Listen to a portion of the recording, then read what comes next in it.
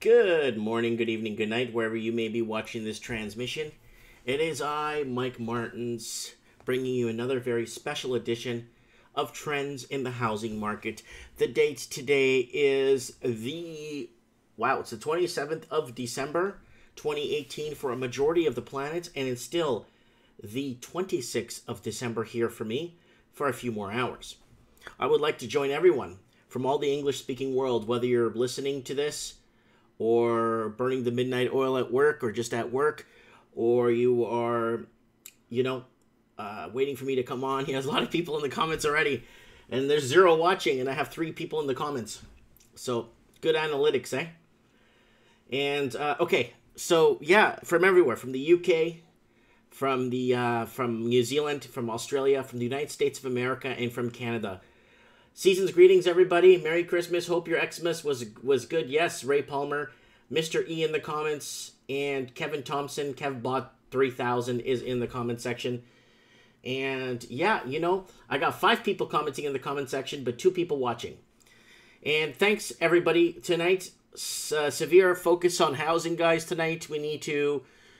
if you want to call in and you have a housing story you want to tell us, or what's happening, or who's buying up properties, or a leak, or something you found somewhere, and I'm not talking about a leak as in a drainy faucet or a leaking toilet.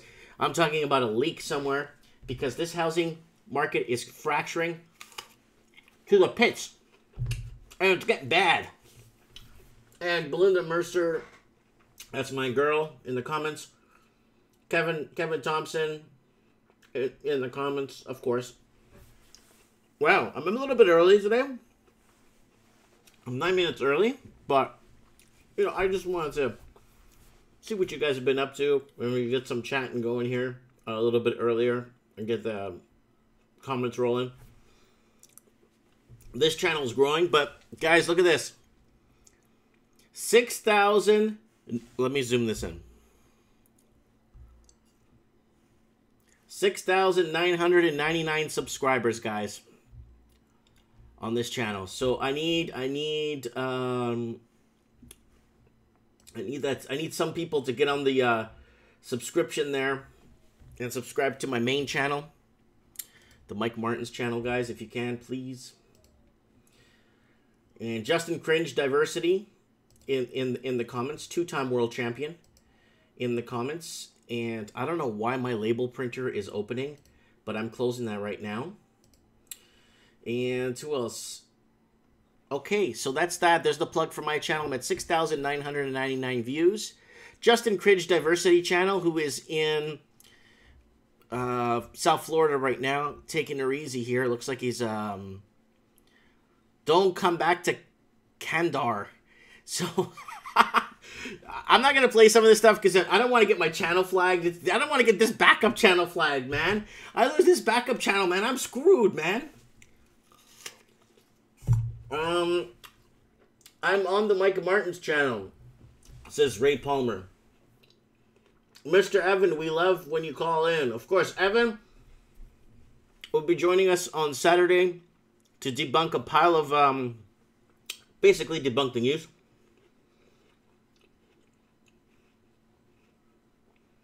Sorry, I'm just reading the comments here.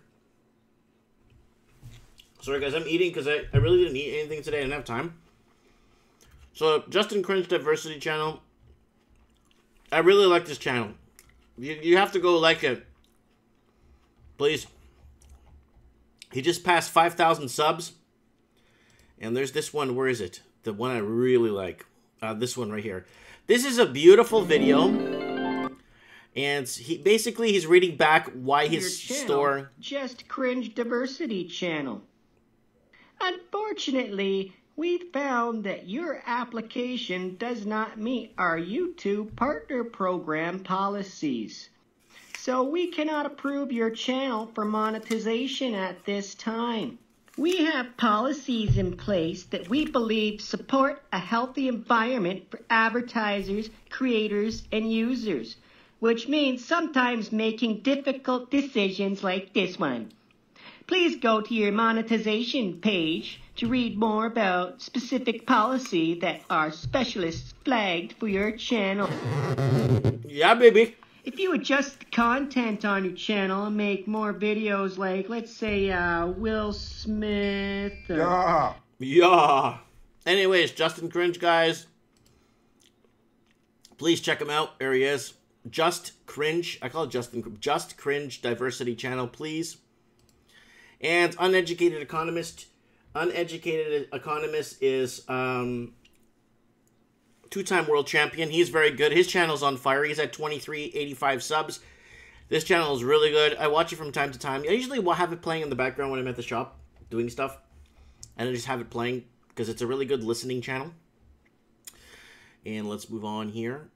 Uneducated Economist. And let's kick off a little bit of housing. So, guys, Justin Cringe said he lost 10 subs today. Well, you'll make 20 today. And this video gets replay. So, even though no one's watching it on this stream, people do watch this when I upload it to the main Mike Martin's channel. And people will just be coming to here to watch it. Believe me. And what's happening is me, Justin Cringe channel, a couple of other channels, we became shadow banned. And when you become shadow banned, you get thrown into like oblivion, or you take a journey to nowhere. You know, you take a journey to nowhere, or you're sent to oblivion, or you know. So, and it hurts because you put so much work into this. You're not breaking any laws. You're not hurting anybody. But the problem is, this happened ever since Hillary lost the election, fair and square. Social media has been in hell. Before Hillary Clinton lost the election, it wasn't that bad. After she lost the election, that's it. Boom. The left needs to make its voice heard. Yeah, thrown down the memory hole. Yeah. That's gotta hurt, man. It's almost like a path to exile, you know? You're on a path to exile.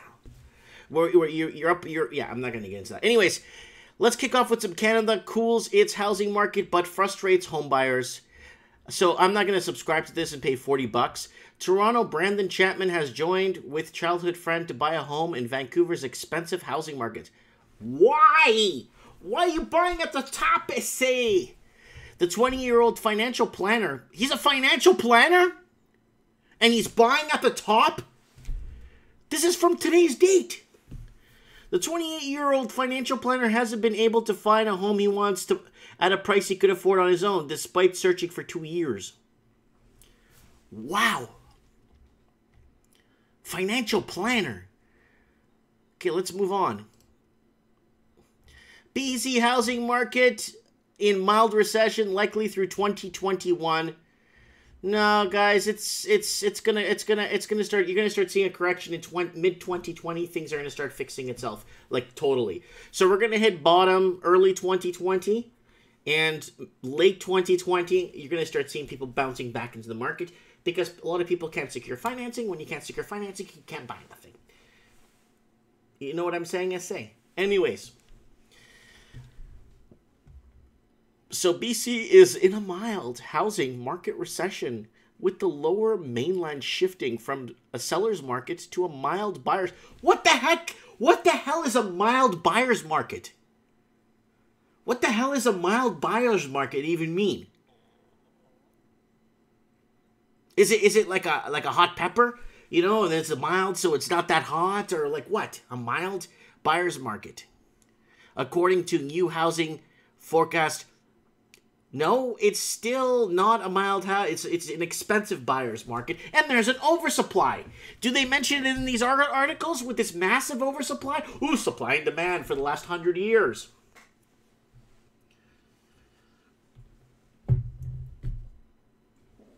And Lost Canuck in the house, supply and demand for the last 100 years. And then now, They're not saying it's supply and demand. It's a mild buyer's market. This is a very important article I need to cover with you guys. Canadian reverse mortgage debt just made one of the biggest jumps ever. This is crucial, and you guys need to understand what's happening here. People are borrowing off their homes. And I've been saying this since day one. People are using their homes as ATM machines or slot machines or whatever you can get out of your house. Whatever you can get out. And they are doing whatchamacallit. They are doing, what are they doing? Let me just put the Lost Canuck here as a moderator. And people are consuming, plain and simple. It's consumption. People need to eat. How are you going to eat? I know people that haven't eaten in 3 days. More Canadian seniors are withdrawing real estate wealth to make ends meet. That hurts. And people can't live off the little measly pensions they're giving, and they're cutting back the pensions.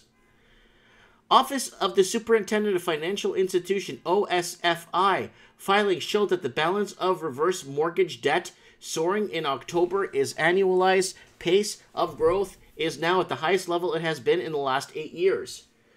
Madonna, this is really bad. Reverse mortgages have all your money in your house, but do you need some extra cash to hold you over till the sweet release of death? My favorite is, you're like falling asleep. This is when people used to have cable back in the day. Cable used to provide you with what was, what you would watch, right? You didn't really have a choice of what time you watched it at. You would actually watch it as it's being shown live. So you can't rewind. So anyways, when cable was out, I'd be like falling asleep on the couch or something. Sometimes I get woken up by those commercials. Are you over 50 and you own your home? Well, we got something for you. You want to retire early and you own your home? Well, we got a product for you. Sign over here and we own you. And that's swindling. And then when people start passing off and the kids are like, our dad left us a house. No, it's going to this company. Wow. House rich, cash poor seniors, the borrower of borrowers against the equity in their home and receives either a lump sum or regular payments that are similar to home equity line of credit, HELOC, but a reverse mortgage is for some 65 or older and borrowing rates are generally higher than a HELOC. Oh yeah. And you don't have to make payments on these loans. A reverse mortgage might seem like a good idea, but consider the demographic it targets. Seniors aren't likely to get a windfall of new income in their golden years. This makes it unlikely they will be able to pay back their loan in a timely manner. Since they don't have to make payments, it may not seem like a problem. However, borrowing at a relatively high rate while not making payments is a quick way to vaporize your net worth. So this is what they're doing. There's no more old money being passed down to kids. Old money's gone. Old money was 2-3 generation homes, and then now goodbye. You know what I'm saying? Old money's gone. Let's go back to the comments here. Real Kevin Thomas is saying, yes, we do, Mike. Belinda Mercer saying, food pantry at churches for food. Reverse mortgage equals become homeless. Do I get 3 free Teflon frying pans with that deal? And then Justin Cringe says, take care of your elderly parents. Make sure they don't get swindled into these POSs. Pray on the elderly and take them for everything. That's true. You got to protect your... Do you remember that episode of Stan on Stan's son or Kyle or whatever? His grandfather was getting old, so he was buying stuff off the Home Shopping Network for his son because he wanted his grandson, so he wanted to leave him something. Yeah, that episode was basically discussing what's happening right now and how the elderly are being taken advantage of to vaporize their wealth. Jasmine in the comment section, checking in from Vancouver. Anyways, Canadian reverse mortgage debts, $3.42 billion. It doesn't seem like a whole bunch, but when it's only targeting elderly people, nobody owns their home anymore in this damn country. Who owns their home free and clear in this damn country? Canadians sent the balance of reverse mortgage debt soaring. There was $3.42 billion in outstanding reverse mortgage debt in October, up 11.57% from the month before. The balance represents a 57.46% annualized pace of growth. A huge jump from last year. Actually, it was a huge jump from any point, setting a new record. Look at this, guys. 2018 kicks off right here. You see right here? Then it boom, boom, boom, boom, boom, boom, boom, boom, boom, boom, boom. And this is Canadian reverse mortgage debt change. Holy smoke. Look at 2018. At the tail end of 2017, you start seeing people borrowing from their homes, and then it moves up. Oh no. Reverse mortgage debt is soaring at a record pace. This comes at a time while other segments of credit are seeing growth taper and rates are climbing. All of this means reverse mortgages are likely to grow in cost upon renewal, eating equity at a faster rate. Guys, if you got, like Justin Cringe said, protect your parents, your grandparents. Wealth, see, the problem is we're not in wealth creation anymore, we're in debt creation. All we're doing is creating more debt. And I'm very concerned about that because I think it's going to get to a point where no one's going to ever own their car. No one's going to ever own their home. No one's going to ever own even the clothes. They're going to invent something where your clothing expires. You'll never own anything.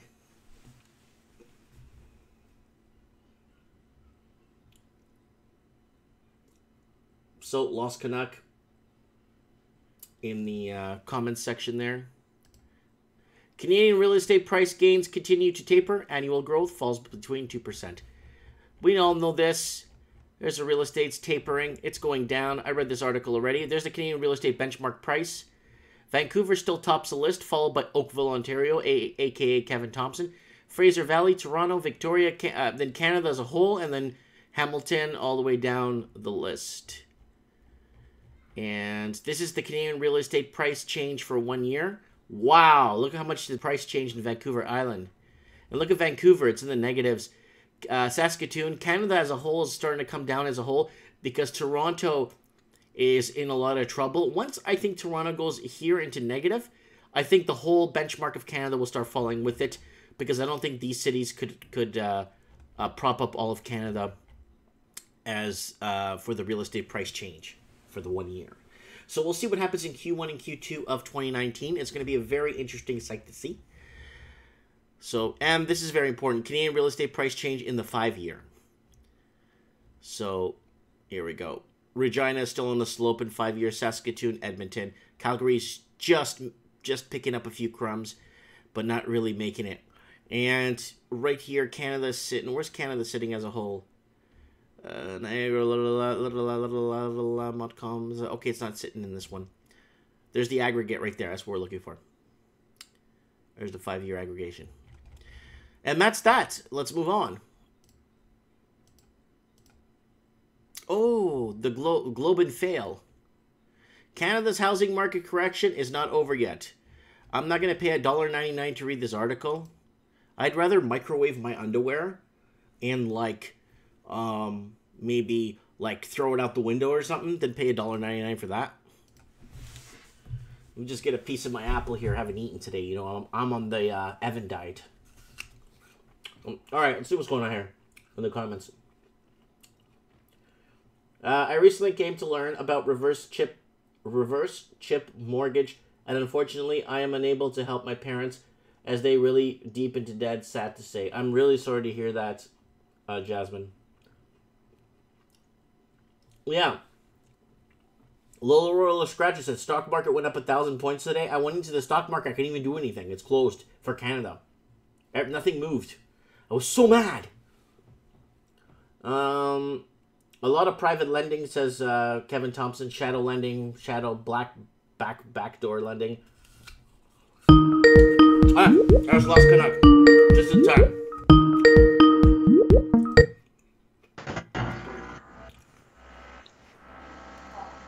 Turn on your camera, buddy. Hey, how are you, man? Good, good. Turn on your camera so I can see your face. You got me now? I seen you. There you are. Oh, you look so cute. There you are. Here we go, guys. We got the Lost Canuck broadcasting from Barrie, Ontario. Oh, yeah. Oh, What's going yeah. on there, buddy? Oh, not much. Okay, so perfect storm. We're looking at a perfect storm, and the perfect storm is this. And people dipping, elderly people dipping into their reverse mortgages in Canada. Well, everywhere, pretty much. Into their reverse mortgages because their pensions are not paying them enough. And you've been talking about pensions since Thy Kingdom Come. So what is going to happen now? Now they can't afford to live off the pensions, and now they're dipping into the reverse mortgages. This is a recipe for disaster. Yes, it is. It is, Mike. I sent you a bunch of stuff. I was going to come on the show on Saturday, but you had that lovely gentleman on from Australia, and I got really tired, and I apologize. Oh, okay. No, don't apologize, dude. Okay, that's all. And I sent you a bunch of stuff that's been going on in the last 2 weeks. Now that we have the Canadian government buying up mortgage bonds, and they're not investing, they're buying. So I can explain. I sent you a bunch of stuff. Where did you send it? And I sent it on your Facebook, on Warren Buffett himself. You did? Yeah, I sent it on your Facebook. Okay, and I'll just give me 1 second. You see me still? I see you perfectly. Okay, so I'm just going to do something right now. Good. I don't know if you see that at all. Do you see anything else except my beautiful face? I just see your face.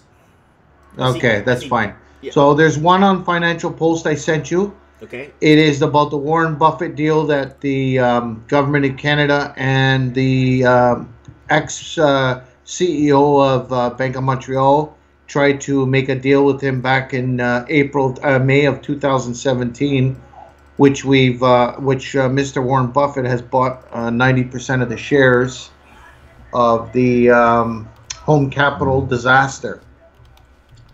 So I sent you that one, and what I want to explain to you is that they forced this guy to come in, but they didn't force him in a way that he had no options. They forced that taxpayer Canadians would be paying for the dividends if this guy didn't make any money. He's not there to help Canadians or anybody. He's there to help himself and interests of his company, Berkshire's Development. Oh yeah, and you've been talking about that for a couple of months now. Yeah, so now he sells it. Now he sold it. Recently they sold it. Okay. There's an article on the CBC. You guys can check it out. Home capital shares sell off after Berkshire Hathaway's discloses it sold most of its stakes. Oh. Okay, so he sells it after 18 months. And we all know the week before December 19th, the Canadian government ends up buying mortgage. You could say, bonds. Yeah. So what happened is now there's two banks. I sent you that article. There's actually two banks in Canada that put in $500 million to buy into home capital. And I'm going to tell everybody it's two banks, which I know they've never reported this, so I'm going to tell you who it is. It's BMO and CIBC. That's who's invested into home capital. They've been there from the beginning, Mike. They've been there from the beginning. So basically what happened was the government was there to save the day because... No, Mike, I'm going to interrupt you. Sorry. The government is not allowed to save the day. The government went off to another country, like I said on your last show. That's treason under our Constitution. They went there. They sat down with the BMO and Mr. Warren Buffett to give money to home capital to keep it afloat. Because if they didn't keep home capital afloat, that would create a chaos, and especially the GTA. Okay, but what I was trying to say was, the government came in to save the day in their words. I'm saying because the investors have dropped out. That's right. So that's right. That's what I meant to say. They came to save the day. Okay, I'm sorry. Like, yeah, don't be sorry, dude. Stop being sorry. But yes, the government came in to save the day because they feel it was it was good for them to come in and you know what I mean. So that's what I meant by that. So if people want to look into it, Financial Post put out an article on May 16, 2018, and I sent you that. Bloomberg News, $500 million, which is $389 million loan from two Canadian banks to Home Trust Company, will replace the $2 billion the 2 billion credit line from Berkshire's, and they also have an article, Mike, that the banks are actually charging home capital less than if me and you went to get a loan like this. Yeah, of course. It's always the corporation that stands to make it, right? It's always the corporation that doesn't fail. It's always the corporation's bottom line. And why can't these people fail when we're all doomed to fail? That's right. That's right. And people have to pay attention. We're talking about markets. We're talking about stocks. If you guys take a look at all the bank stocks, if you would have bought in 2014, yes, and you would have sold it today, you would have made money. But in the same time, if you look at the two banks I just explained to you, Bank of Montreal and CIBC, they're almost hitting at their lowest point in 5 years in stocks. Mm-hmm. They're reaching at a low point. They're at the lowest point right now of the year of 2018. Yeah. So all this is all happening because you got to remember banks usually go up at the end of December, November because of sales and people using their cards and whatever. But right now we see a decline because the home capital issue is still on the burner. Even though Warren Buffett saved it back in 18 months ago, it's all hitting everybody else now. The banks are feeling it. No, I hear you, bud. I'm just putting your name here beside your head so people. Yeah, no problem. No problem. I'm just trying to get this done while you're talking. Yeah, Everything yeah, you're no saying problem. is making absolute. There you go, Mario. You got it, buddy. Mario.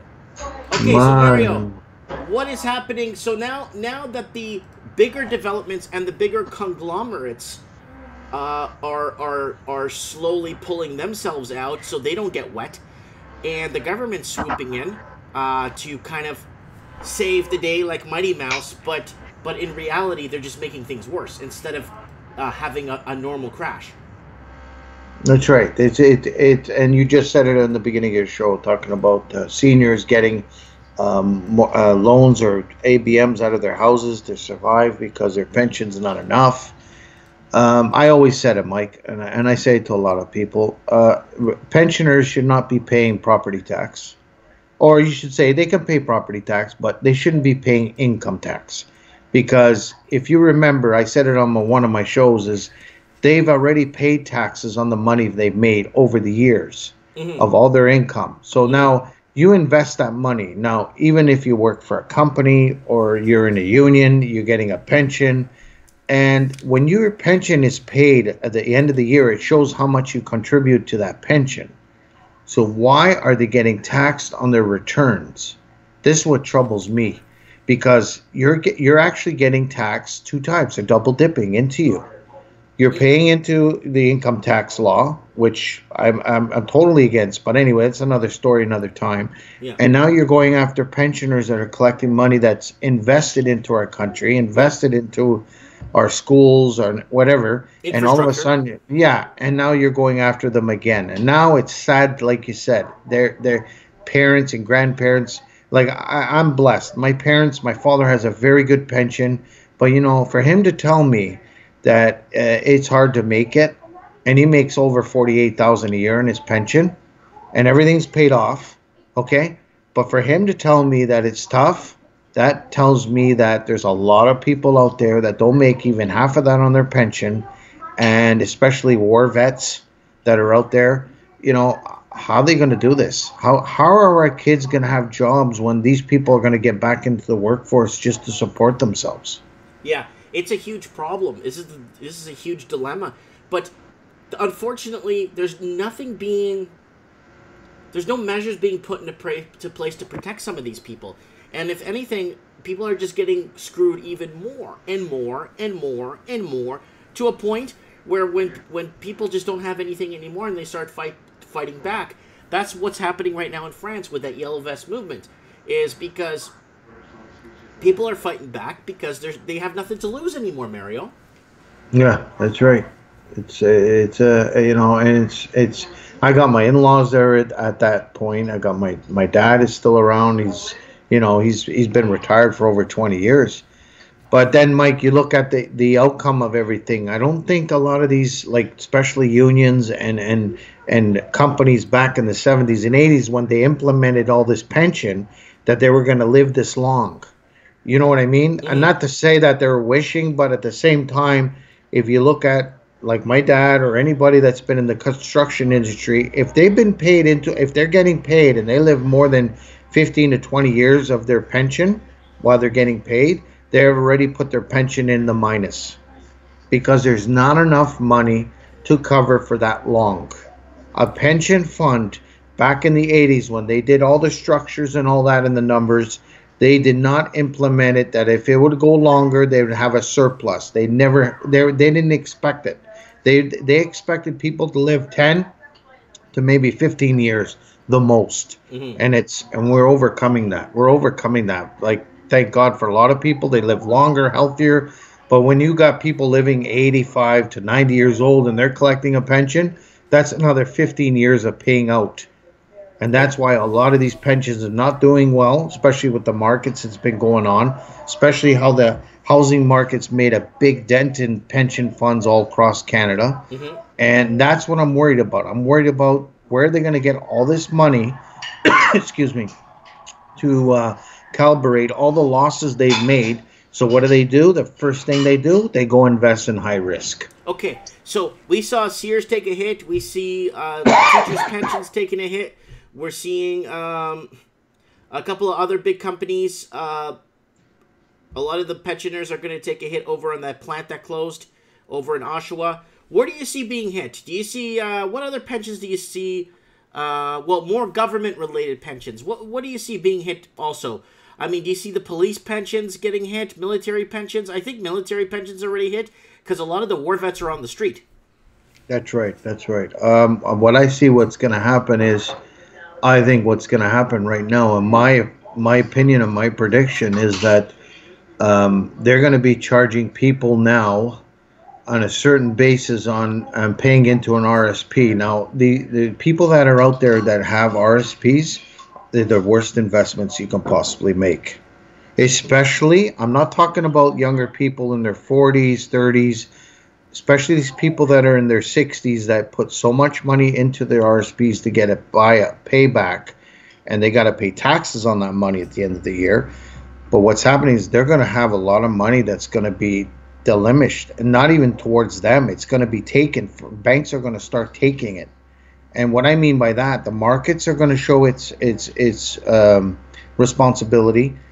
The market itself with the housing is going to create it's not even a bubble anymore. I think it's an imaginary fantasy land right now. This is where we're staying at in the past year, that no houses are dropping. Houses are staying within 50, 60 grand.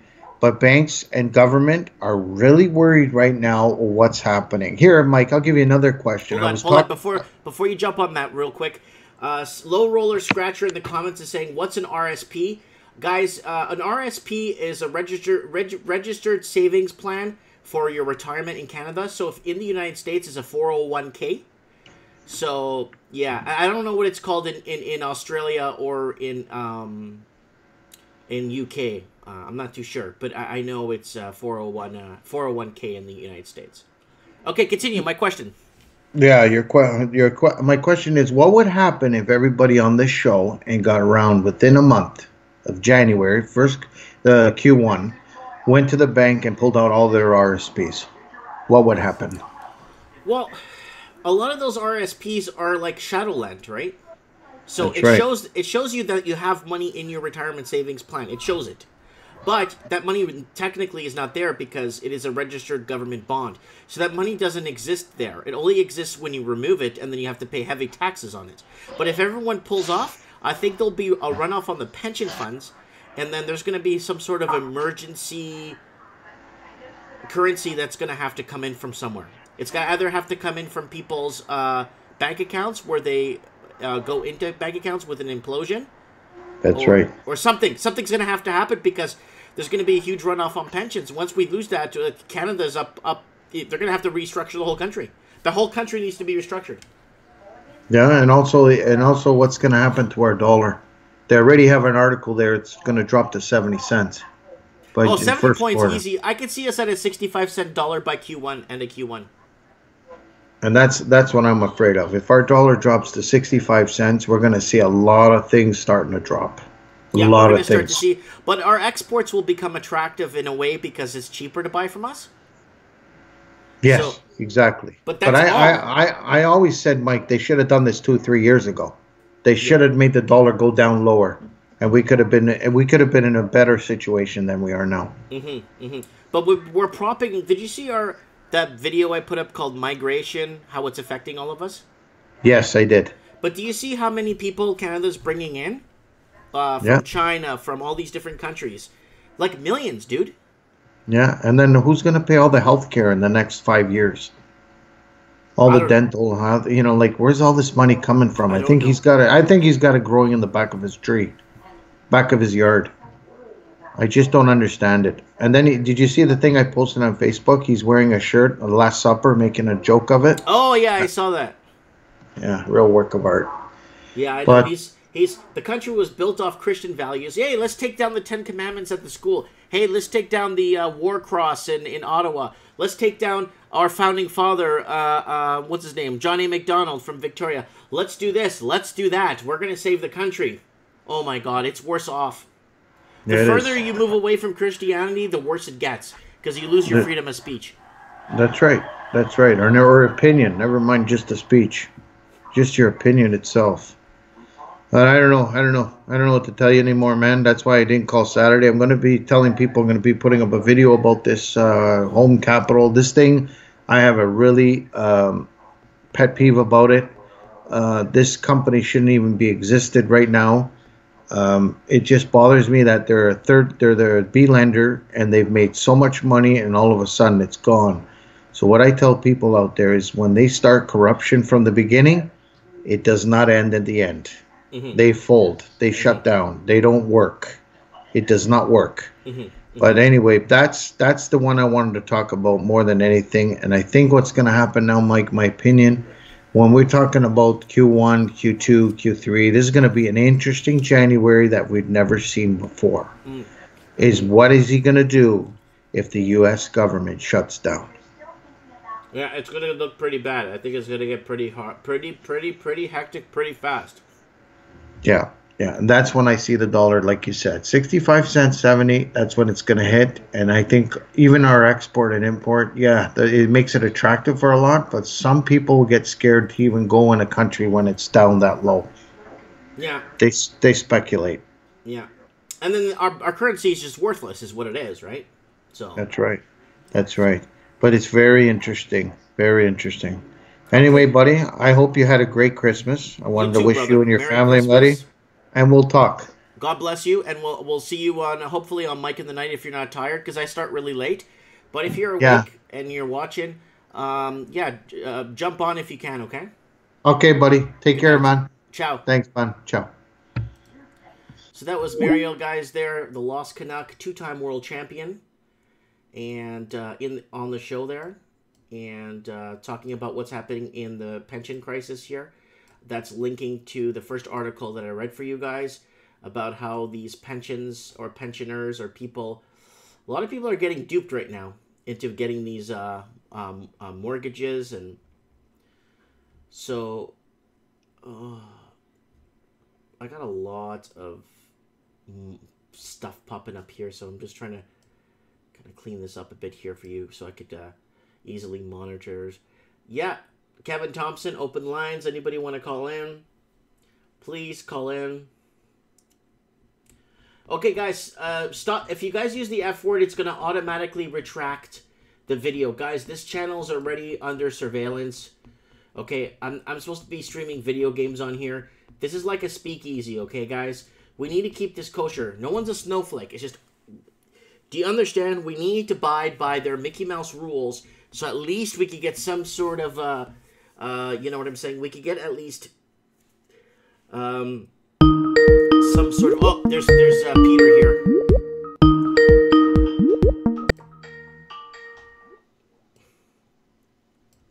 Peter, hello. Is that you?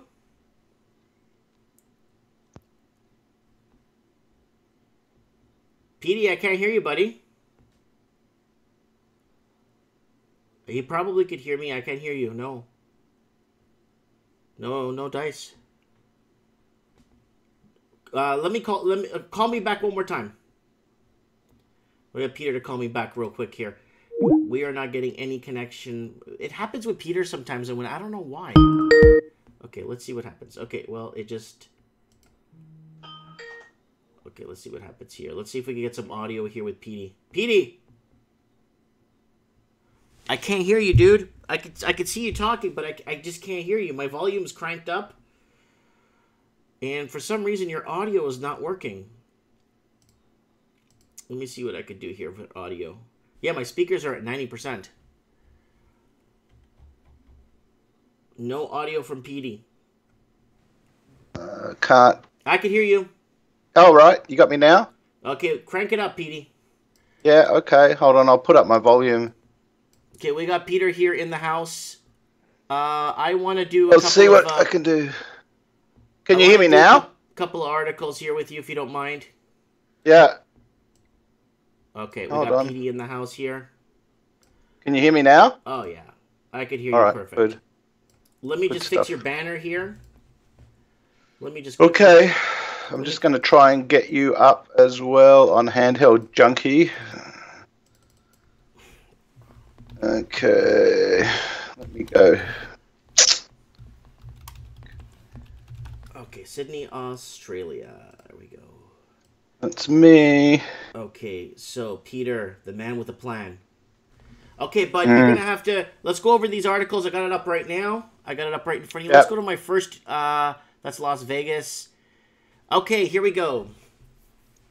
New data reveals that Australia's cheapest suburbs within 10 kilometers of our capital city. So what's cheapest, Peter? Like $1 million?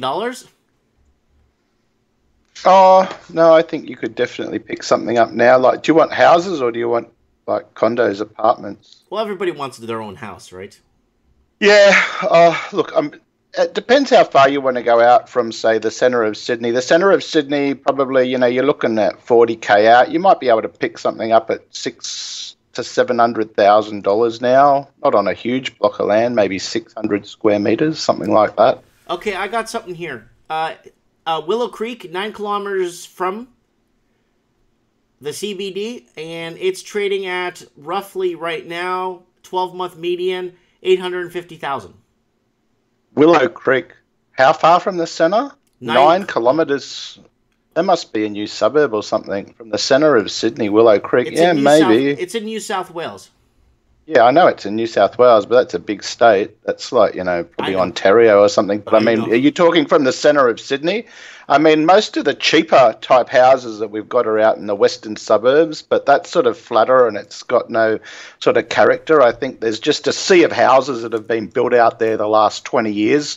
Like, some of those estates are pretty frightening to me because you just sort of drive and drive and drive, and they're all sort of those new McMansion-style houses built on 500-600 square meters, but it doesn't have a soul, a lot of those sort of the newer suburbs. To me, they're just like cookie cutter, as they would say in America, just, whole estates that are just like planned, but they just have no soul to them. It's, I don't know. You'll pick up stuff out there for 600,000 or 700,000 Australian dollars. I mean, yeah, definitely. But, would you want to live there? That's the thing. I mean, I wouldn't really want to live out there. I think, somewhere where you've got a little bit more, a little bit more, diversity, a bit of hills, a bit of greenery, not where they've like flattened everything down.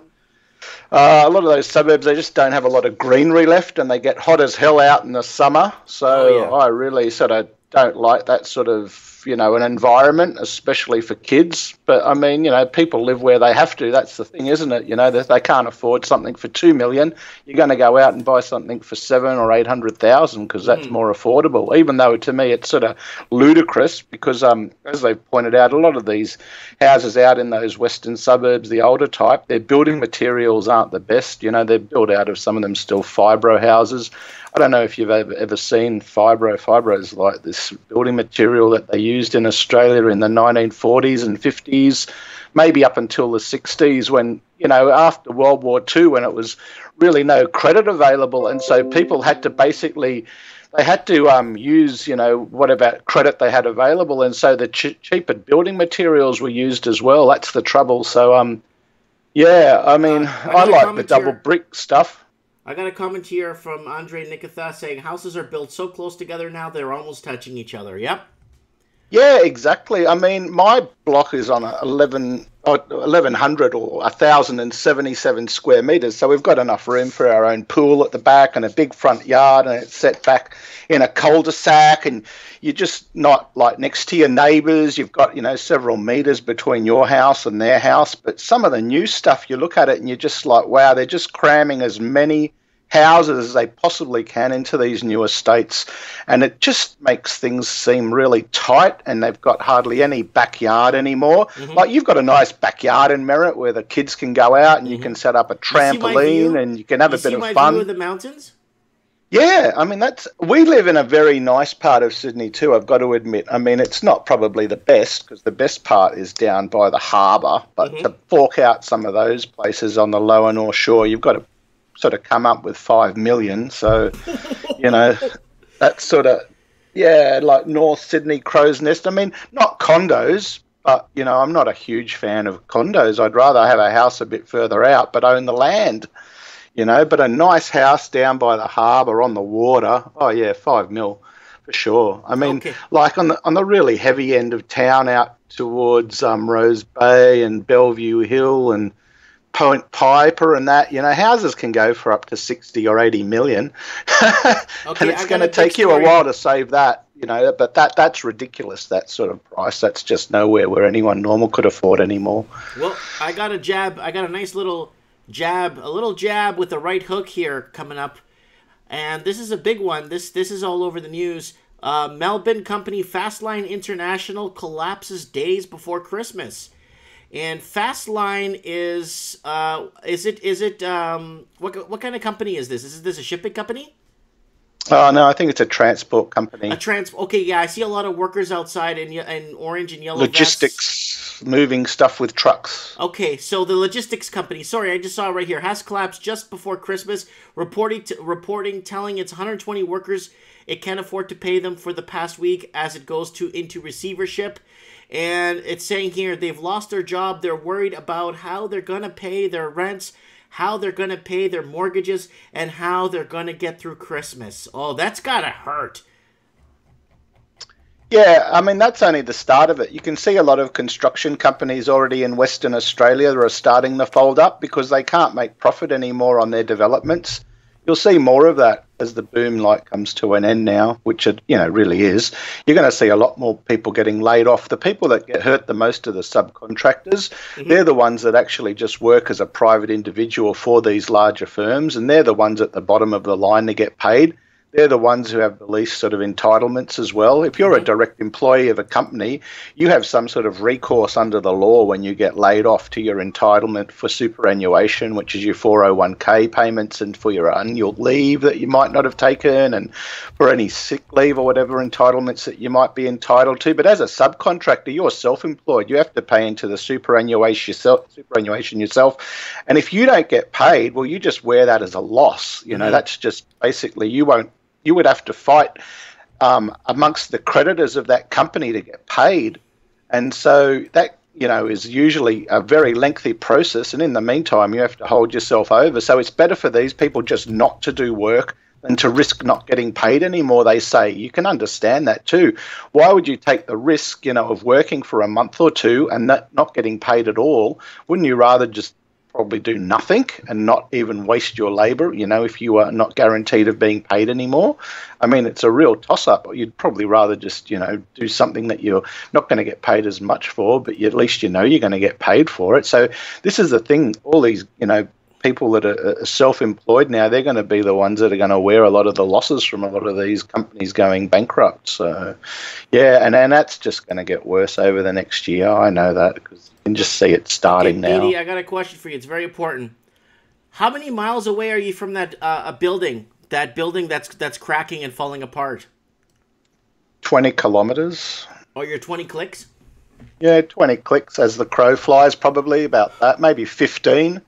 South of me, actually, down at Homebush. I know the area. I got a friend who lives there. The trouble with that place is it was an old rubbish tip, back in the 30s and the 40s.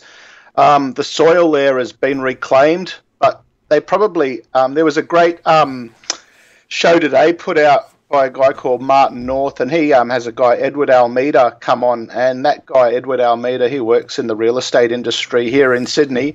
And he says a lot of those apartment buildings, they didn't actually dig down to shale. They didn't hit rock. So they're not sitting on like strong structural base. And it's also a river flat area down there next to the Parramatta River.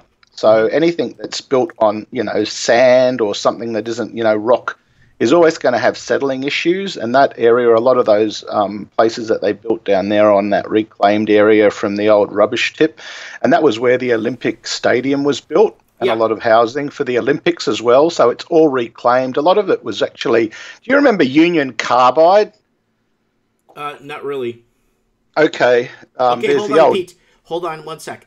Just for viewers watching. Okay, guys, if you're just tuning in or you're under a rock for the last couple of days, it's fine. It's understandable. You had a great Christmas. But there's a building called the Opal building in the Olympic Park in Sydney that me and Peter are discussing right now. So if you're just jumping on and you're trying to, what are they talking about? Because if you're just jumping on and you don't know, there's cracking noises heard by residents in newly built Sydney Tower block on Christmas Eve. So a lot of people basically had to camp outside. A lot of people were evicted. There's rumors of people unable to open the doors of some apartment units that they can't get in and out. And these are rumors, right? So here's the 36-story Opal Tower. Here are the people being evacuated. And they had a makeshift, a makeshift little tent area for people that couldn't find accommodations. So this is what me and Peter are talking about, guys, because a lot of people are asking about this in the comment section. So here we are talking about it. So people jumping on in Canada and the UK and the US.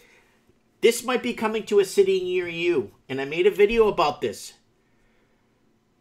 Okay? And then somebody commented on the video saying, you don't know what you're talking about. You don't talk to these people. You don't know what these people are talking. You don't know who signed off on what. You don't know what quality. No, this is coming to a city near you. Everyone, just brace yourselves. And you know what? Just prepare, okay? Go ahead, Peter.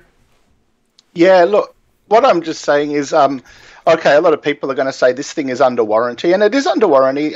Kevin Thompson, I put up a stupid comment there. It wasn't stupid. It was just having a bit of fun. I imagine if you had to, pay the actual strata levy, the special strata levy to have that fixed and they hit everyone up for $100,000. Okay, in this type of scenario, it's new. It was only finished in August, but that's worrying in itself. You've just finished it in August. What have we got now? December, 4 months later, already showing a structural issue. But I sent Kevin a little article if he wanted to read that, and it said that about 85% of a lot of the newer apartment buildings built since 2000 have structural issues in them in Sydney. 85%. Now, you're good for that first 6 years, but at the same time, you're not good. Imagine if you've got one of these apartments, but you've got to move out. Is that a hassle or what, Mike? I mean, seriously. It's a disaster. Would you like to move out at Christmas time? And where are you going to be put up? And now, obviously, that is going to boost your resale value, is it not, Michael? Well, if you go to sell an apartment in that building, you are going to have an increased resale value like a condo in Oakville. No, you're going to be true. A lot of people are going to have a really tough time with that condo. And it's not, the problem is, Peter, it's not just that condo. Well, that's the whole area that could be suspect then. A lot of this stuff is made with shredded Chinese newspaper and rotten apple cores. That's the problem. Yeah, well, this is the thing. At least if you own a house and you go to buy a house, you know what you're getting. You can pretty much do an inspection from top to bottom. But when you buy one of these apartments, you're going to have to go down in the basement and figure out if there's anything going on down there. Who has the technical expertise to do that? So a lot of these people, if they now go, oh, okay, look, geez, I want to get rid of that place, but that place has already got publicity, it's got history. They can go out and they can try and fix everything they want on that. But you know what? If you had to put in the most money that you were ever going to buy, something largish with like a condo or a house or whatever, if you had to whack down for a two-bedder there, $800,000 or $900,000, are you going to buy in that building or another building? Well, obviously I'm going to buy in another building. I'm not going to buy that. Of course you are, yeah. And so it doesn't matter now what they do really to that building. That is always going to have that taint of, oh my God, if I buy that and it's more than 6 years after the finish date, then it's going to be the strata levy that fixes everything. It's not going to be the builder anymore. And the other thing too is, what if these builders disappear? What if they've already finished the thing? They've just, paid everyone off, and then they dissolve that company, and they've got no comeback. They do that all the time for tax purposes. Exactly, and they've got people that have put up apartment buildings here that still owe the GST, which is the goods and services tax, or what you'd call it, the VAT, the value-added tax. It's 10% in Australia. They still owe that to the tax department. But if you're from overseas, hey, just dissolve the company, disappear, don't pay the tax office. You've already got the money from selling all of those apartments, and it's like, bye, see you around. You know, who's going to go and fix that problem for you if you can't get hold of anyone there? Is it going to be Fair Trading Australia or some governmental department? I don't know how that works out then. But, you know, you've got to look into these things because it's not as clear cut. So, you know, once you buy into a condo, then you buy into those issues, and it's going to be usually the body corporate that is left to fix those, especially after 6 years. And if they're a big issue, I know friends have been hit like for 5 and 10,000 special levies, you know, just to fix walls and whatever that have lost the stucco and the coating and whatever on the outside of the buildings. I mean, how good a quality are a lot of those newer apartments that have been built in the last 10 or 15 years? Seriously? Mm-hmm. Okay. I mean, you've got to look into it. It's like caveat emptor, as the Romans say, caveat emptor, buyer beware. You're the buyer. You've got to do all that research. So, you know, the days of people just going in and whacking down 50,000 deposit and hoping that it all works out for the best, and they, you know, then, you know, pay the remaining $700,000 or $800,000 to, you know, close out the deal, and nothing ever is going to happen. You know, no, that's not going to be the case, unfortunately. And I think we're just seeing the start of it. But then again, hey, that's just me. But anyway, I'm a bit, you know, suspicious of a lot of these things. But hey, you know, if you smell smoke, there could be fire. That's right, you know, Peter. What I say. Yeah. Okay, Sydney high-rise cleared of collapse risk, but 51 units deemed unsafe. So we're looking at, what, 11 or 10 units per floor? What are we looking on average? How many are in that thing? How many? 392 apartments. So 392 apartments, and 51% are deemed unsafe. Not 51%, 51. Say 50 out of 400. I'll do the math for you on my little calculator here. Mm-hmm.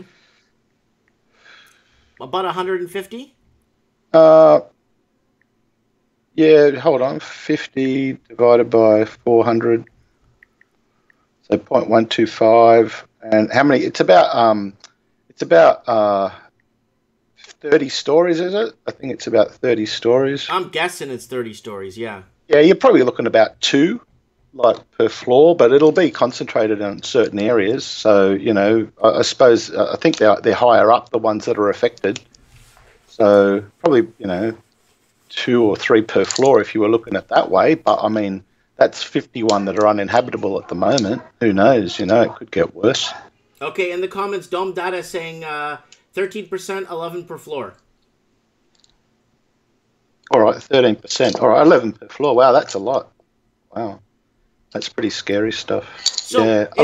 It's like boarding the Titanic. Sir, we're having some severe technical issues on the Titanic, and we're doing a cross-Atlantic, you know, we're crossing the Atlantic, but we just want to reassure you that these decks and these rooms are deemed unsafe, so don't go in them. It's like, what the heck? You know? It's like... Yeah. But look at also how... this guy, Edwin Almeida, that was speaking with Martin North on one of our property channels that is looking into a lot of these housing issues that are going to be coming up in the next few years and already are coming up. And he says that he's seen cracks, you know, 1, 2, 3 inches wide in some of these buildings, like pretty scary stuff. And you got to go down in the basement and have a look. And like people are living in them, but he said he personally wouldn't want to live in them. Why would you? I mean, that to me shows you just the speed and the, you know, probably the under-engineering, as he puts it, under-engineering. Under-engineering is like, yeah, it meets standard, but what's standard? Wouldn't you rather like go to, you know, the moon on a over-engineered space shuttle rather than an under-engineered one where one valve, you know, is just right on the borderline and it fails and then the whole thing blows up? What if, you know, just a few parts of that building are like, you know, under-engineered and they're the ones that lead to a big crack? I mean, wouldn't you rather be over-engineered? But they're not, because they're cutting corners. They want to make the most money. There's lots of liquidity flying around. There's lots of cheap money. You know, these things are not being inspected by council. They're being privately approved. And, hey, you know, they're cutting corners. But surprise, surprise, they still meet standard. But what is standard? Unless you're an engineer and you know what you're looking at, You're just buying that thing and you really don't have any idea. You're just taking for granted that those people have done the right thing. But do they? You know, this wouldn't be the first time that they haven't done the right thing or, you know, over-engineered it as you would expect they would. And you're left with the issue. I mean, after 6 years, all those issues become yours as a condo, you know, owner. All those issues become yours. Oh, You'll yeah. never find that developer, ever. They're gone for dust. They just see you around. They probably found some secluded place in Costa Rica. Oh, yeah. They just, like, tear it down and rebuild it, you know, at some point. They're only built probably to stay up 20 or 30 years. That's the trouble as well with a lot of these buildings. They're not built long term. And as you say, that's the trouble with this thing, Mike. No one's going to own anything, you know, in the end forever because it's all built with these inbuilt redundancies. Imagine you've built, you know, or bought one of these bits of, you know, air up there for $800,000 for a 2-bedroom apartment, and 30 years down the track it has to get ripped down and rebuilt. You know, and what if house prices haven't gone up, tripled or quadrupled or whatever? You know, you're going to be sitting on a loss then, aren't you? That's the thing. So someone said Metal Gear Mark III in the comment section says condos are for suckers. And then we have Dom Dad is asking, I'm curious the average size per unit. Does Peter know? Oh, probably 80 or 90 square meters. God knows what that is in foot, something like that. For a 2-bedroom, 90 square meters. Yeah. And then Just Cringe Diversity Channel says that was the old way. New stuff is not built to last. And that's very true. It's always this rapidness and getting the job done, breaking ground, getting the deposits down. And I mean, could the owners of these owners of these units, could they walk away from the unit and demand a refund? No, not anymore.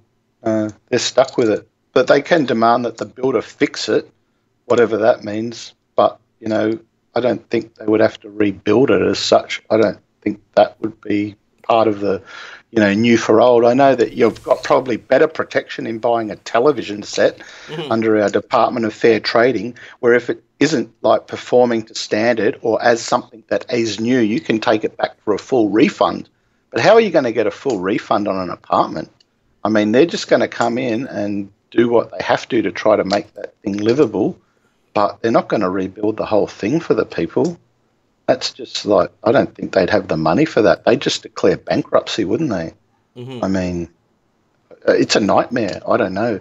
I just try to steer away from that sort of stuff. It's like, you know, when people go, oh, buy these shares, and you're like, yeah, but like they're high risk and they could collapse, like, you know, Bear Stearns or Lehman Brothers or something like that. Like, I'm at that point in my life where it's like, yeah, I mean, you could double or triple your money, but then again, you could lose the whole lot. It's like, and it'd be like a condo. It's like, yeah, I don't know, man. I'd just like probably just rather save and wait for, you know, enough money to buy another house or something if I wanted to buy something for my daughter. That way you just don't buy into these problems, because there are these remedies that are available, but who's got the time? And imagine the hassle and just the stress of it all, and, you know, having to move your kids and your wife out, and, you know, you're not living in that apartment anymore and you've got a huge, you know, mortgage. The bank doesn't give us stuff, you know, you've got a big crack in your room or whatever. They're still going to want to get paid, aren't they? And if you've got tenants in there, God forbid, they're going to move out, aren't they? They're going to break the lease. And you try to get someone in there, and then you try to, you know, get the money from you're missing on the rent, on the lease from that company who, you know, did that, you know, bad development job. You try that. It's just a legal nightmare. The only people that are going to win are going to be the lawyers, Mike. You're going to be just crying and just collapsing into a heap and just having a stress out. It's just better to move away from those issues completely. You don't need that in your life. You just don't. You're not going to win out of that situation. And so a lot of people, they really should have to think about that too when they see all these, you know, apartments that are going to be flogged, which means sold cheaply over the next year or 2 years. You know, you're going to have a lot of developers which are just going to be getting rid of the stuff, even if it's 10% below cost or 20% below cost. But do you really want to buy into that problem? No. Now, unless you know what you're doing, you probably don't. You'd rather just buy something that you know what you're buying into. I would, because who can afford a big stuff up with that sort of money, Mike? You know, that's big money. That's not like losing 100,000. You know, that's like you could lose hundreds of thousands of dollars on that sort of a deal. I got one here. 1 in 10 home sellers lost money in Sydney's emerging high-rise apartment hubs. Wow. Almost 1 in 10 home sellers made a loss on their properties over the September quarter in apartment constructions. Canterbury and Bankstown, yeah. Bankstown? Oh, sorry, Bankstown. Canterbury area. The average loss was $55,000 to $77,000 according to the new data in the CoreLogic Plan Gain report. About 6 to 8% of sellers also made losses in the Rockdale and Liverpool, Parramatta and Auburn council areas. Parramatta and Auburn. Yeah. So there you go. Apartment sales are for half of the properties sold are apartment sales. So it's a half house and half condos. So wow, these old apartments are going for that much money? Yeah, and that's the trouble too. A lot of the older apartments in Sydney, like, why would you want to buy into those? Those things have got a limited life left, and people are always going to want the newer apartments, even though they've got issues as well, but they're going to want the newer stuff. So you've got a lot of people that paid top dollar last year, middle of 2017 towards the end of 2017, when everything just basically went nuts. And then after that, it started to come down. We're down a good 10% at least now. But, some areas are down 20% or more now, Mike. But you've got people that bought into that hysteria, your, favourite 1.7 million beta type homes, the bungalow, the 1.7 million bungalow that's barely inhabitable. And they're the sort of people you just look at and you go, what are you buying into? You are just buying into a world of pain. That's just got all sorts of issues. It's got electrical issues. It's got, probably water pipe issues, sewage issues potentially. It's an old house that would just need to be fully gutted. Just the renovation cost on those older houses. And some of them have got, as I said, that old building material, which is known as fibro. And that's a thin sort of sheeting, which you wouldn't have in Canada because you'd just freeze to death in it. It's just very lightly constructed stuff that they built here in the 1930s and 40s and 50s, after the Depression when there was no money and building materials had to be cheap. But those things aren't worth anything. You can just run a bulldozer through them. And people were paying up to $1 million for those sorts of houses out west on 600 or 700 square meters. And the house value itself is zero, Mike. You wouldn't, it's not brick, it's nothing. It's just destroy it, and build a new house. And they were just paying right top dollar at the top, and you just knew it was a bubble at that stage. You just knew it. Anyone that was smart was just going, wow, this is insane. Pete, can you do us a favor? Maybe go out to that building, the Opal building. If you could put Skype on your smartphone, you could put Skype on your smartphone and stream from it. If you could stand outside the building and kind of... If you can, there's no rush, but if you could ever do it, we could do a live stream with you outside that building, and you could kind of show us from your phone on what you're seeing until the police kick you out.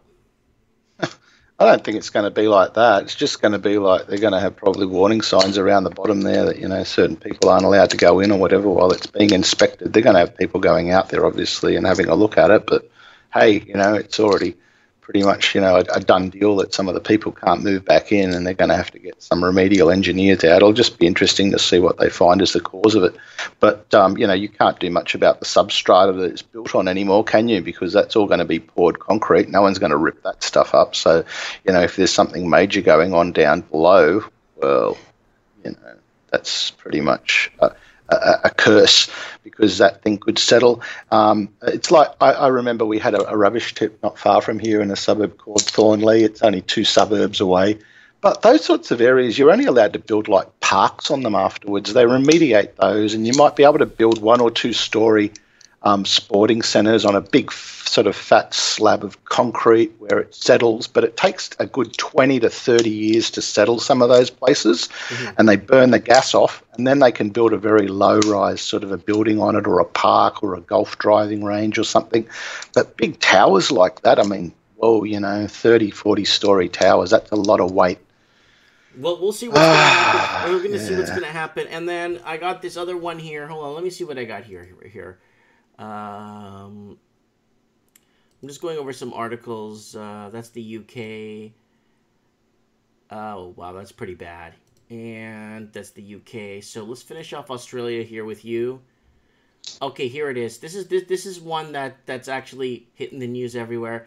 ANZ and Westpac suffer temporary Boxing Day meltdown. So if anyone's been watching, the Royal Commission has been putting pressure on these big banks because they've been screwing around with people's money and charging people for no apparent reason. People paying fees for nothing and charging people on people that have passed away many years and still charging them bank fees instead of calling their next of kin and saying, hey, this guy has this much money in the bank. Do you want it, or do you want to keep charging him $2,000 a year in bank fees? And that's disgusting, what these banks have been doing. Customers may have missed out on bargains in Boxing Day, and Westpac and ANZ both reported major issues on the busiest shopping day of the year. ANZ mobile app crashed across Australia this morning, with banking behemoth still trying to resolve the issues. An ANZ spokesperson confirmed that at 4 p.m. the issue has been resolved about 6 hours after reports called it had crashed. So are they purposely crashing this so people don't spend their money on Boxing Day, so they don't have a runoff on what little money they have in their banks, Peter? Huh, God knows, I don't know. But I think people are just stupid if they're going to go out there now and just spend lots of money. I mean, sure, if you've got a gift card or whatever, use it up. But, it's not time to go and, redraw on your HELOC to go shopping. I mean, this is the trouble. Have you heard of that guy, George Carlin, who was a comedian in America? He was just so brilliant because he just summed it up. He goes, the only true lasting value that America has left is consumption, buying things, buying things you don't need, and just keep buying and buying. And it's just like that is just going to come to an absolute horrible end very shortly. You're going to have people that have just maxed out all their home loans and their HELOCs and just their credit cards, and they're just buying and buying and buying. And it's like a sickness, and it's just got our society into this position of debt, which is just going to crush people. It's just going to destroy them. And it's going to have this absolutely, devastating effect, like, the Lost Canuck said too, onto our pension system. Who's going to be picking up all this damage when this thing goes down? Because the whole system is built on debt. And it's just like, I can see already there is a guy up in Queensland, the Queensland government, which is the state to the north of New South Wales. There's a lot of people that used to buy property up there, investors. And a lot of people have gone overseas now, even Australians, and they've rented those things out. Now, apparently, if you're not in Australia for more than 6 months of the year, you get hit with a property tax up there as well. Mm-hmm. So they're getting hit with up to $20,000 worth of property tax, because those people have, say, left Australia, gone to live to Thailand in retirement or whatever, and they're like renting that house out, and they're now subject to property tax. So what you're going to see governments do now is you're going to see them just hit anything in the head that they can for tax to fill the massive budgetary holes that are going to be popping up. And one of the biggest tax hits you can do is on property. So if you're like a property investor and you've got multiple properties, that is a sitting target for them. And they are just going to make up whatever laws they want to actually try and hit you up for extra payments or levies or taxes or whatever. You can just see this coming. It's the way that desperate governments function to try and keep spending and try and keep paying all the public servants and just to keep the show going. And these people are just, distraught because they cannot come up with that $20,000, which means they would then have to sell. And then they're going to sell into a declining market, and that'll drive the prices down further. And you can see this also happening in Toronto, where they're going to start putting these extra taxes on. And anyone that's not a resident, say in Paris or whatever, 60% property tax. So, everyone's gotten onto the idea that property, especially if it meets certain criteria, like it's investment property or it's, people have bought it but they're not living on it or whatever, just hit it with tax. And that is going to be the new cash cow that's going to be coming up, Mike. Property and, things like that can't move and people can't hide. It's going to get hit in the head. And that's where they're going to try and fill a lot of these budgetary holes, because they're going to have to pay these pensions, which are underfunded and will be losing money over the next 12 to 24 months as the markets continue to go down. And it's just going to become a societal nightmare, trying to basically keep people off the streets, once these job losses and stuff start to, occur on top of it all. It's just like, hopefully you had a good run for 10 years, people, and you enjoyed it, because the next few years are not going to be anywhere near as nice. That's what I think. Yeah, and Dom Dada is saying that the Asians turned our real estate market here in the GTA, that's the Greater Toronto Area, into a commodity. What happened with that was everybody was going to Vancouver, and then once Vancouver implemented the foreign buyers tax, a lot of Chinese wealthy investors went east to Toronto and started buying up the Greater Toronto Area, and prices skyrocketed. Now they've dropped, I think, like 30-40% now. And because of the B20, and the B20 was introduced to basically like a lending criteria now and stress testing, so it made it harder for the average Canadian to buy. So it was a nightmare. And yeah. The average Australian can't even get a loan anymore for a property at these prices, Michael. That's the truth of the matter. You know, when you're going now in for a loan, a lot of people have had their borrowing limit cut back 30% without a doubt, because they are now going through every expense very, very carefully. And they're not just accepting any bullshit, I only spend like, $20 a month on going out. They don't look at that anymore. They actually make estimates which are very realistic, and you can see that the borrowing power has been massively decreased. And as you would well know, housing prices are a function of credit, Mike. Not everyone has $2 million to plonk down. Not everyone has $2 million cash. A lot of people still go to a loan to buy that house, and if you're getting 30% less, guess what? House prices are probably coming down 30%. And as you know, they probably overcorrect on the downside. So you might have a 40%, even more crash here. And, that's got to be realistic about that. And you know what the funny part is of this, Peter? It wasn't that long ago that someone packing groceries in a grocery store, packing groceries in bags for people, could pay off their mortgage in 5 years at 16%. And it wasn't that long ago. It was like, 30 years ago, Peter? Oh, yeah. I mean, do you remember this album? I don't. Who is it? Dire Straits. Oh, Love Dire Over Straits. Gold. Yeah, Telegraph Road. Where did you... That song. Oh, it's still from my record collection. Do you know how much that cost back in 1982? $17? $12. Okay, that was close. Yeah, because it was quality and it was made in America.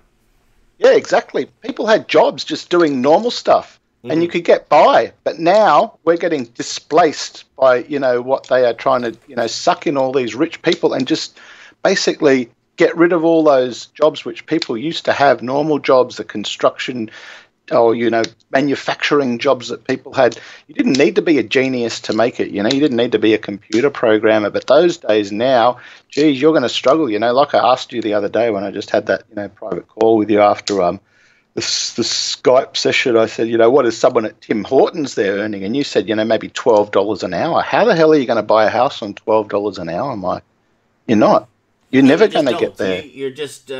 You're just there to make ends meet, if that. You're just an NPC, a non-player character. You don't even count in Justin Trudeau's game anymore. You're just there to be replaced by the next wave of immigrants coming in from wherever he's going to bring them in from.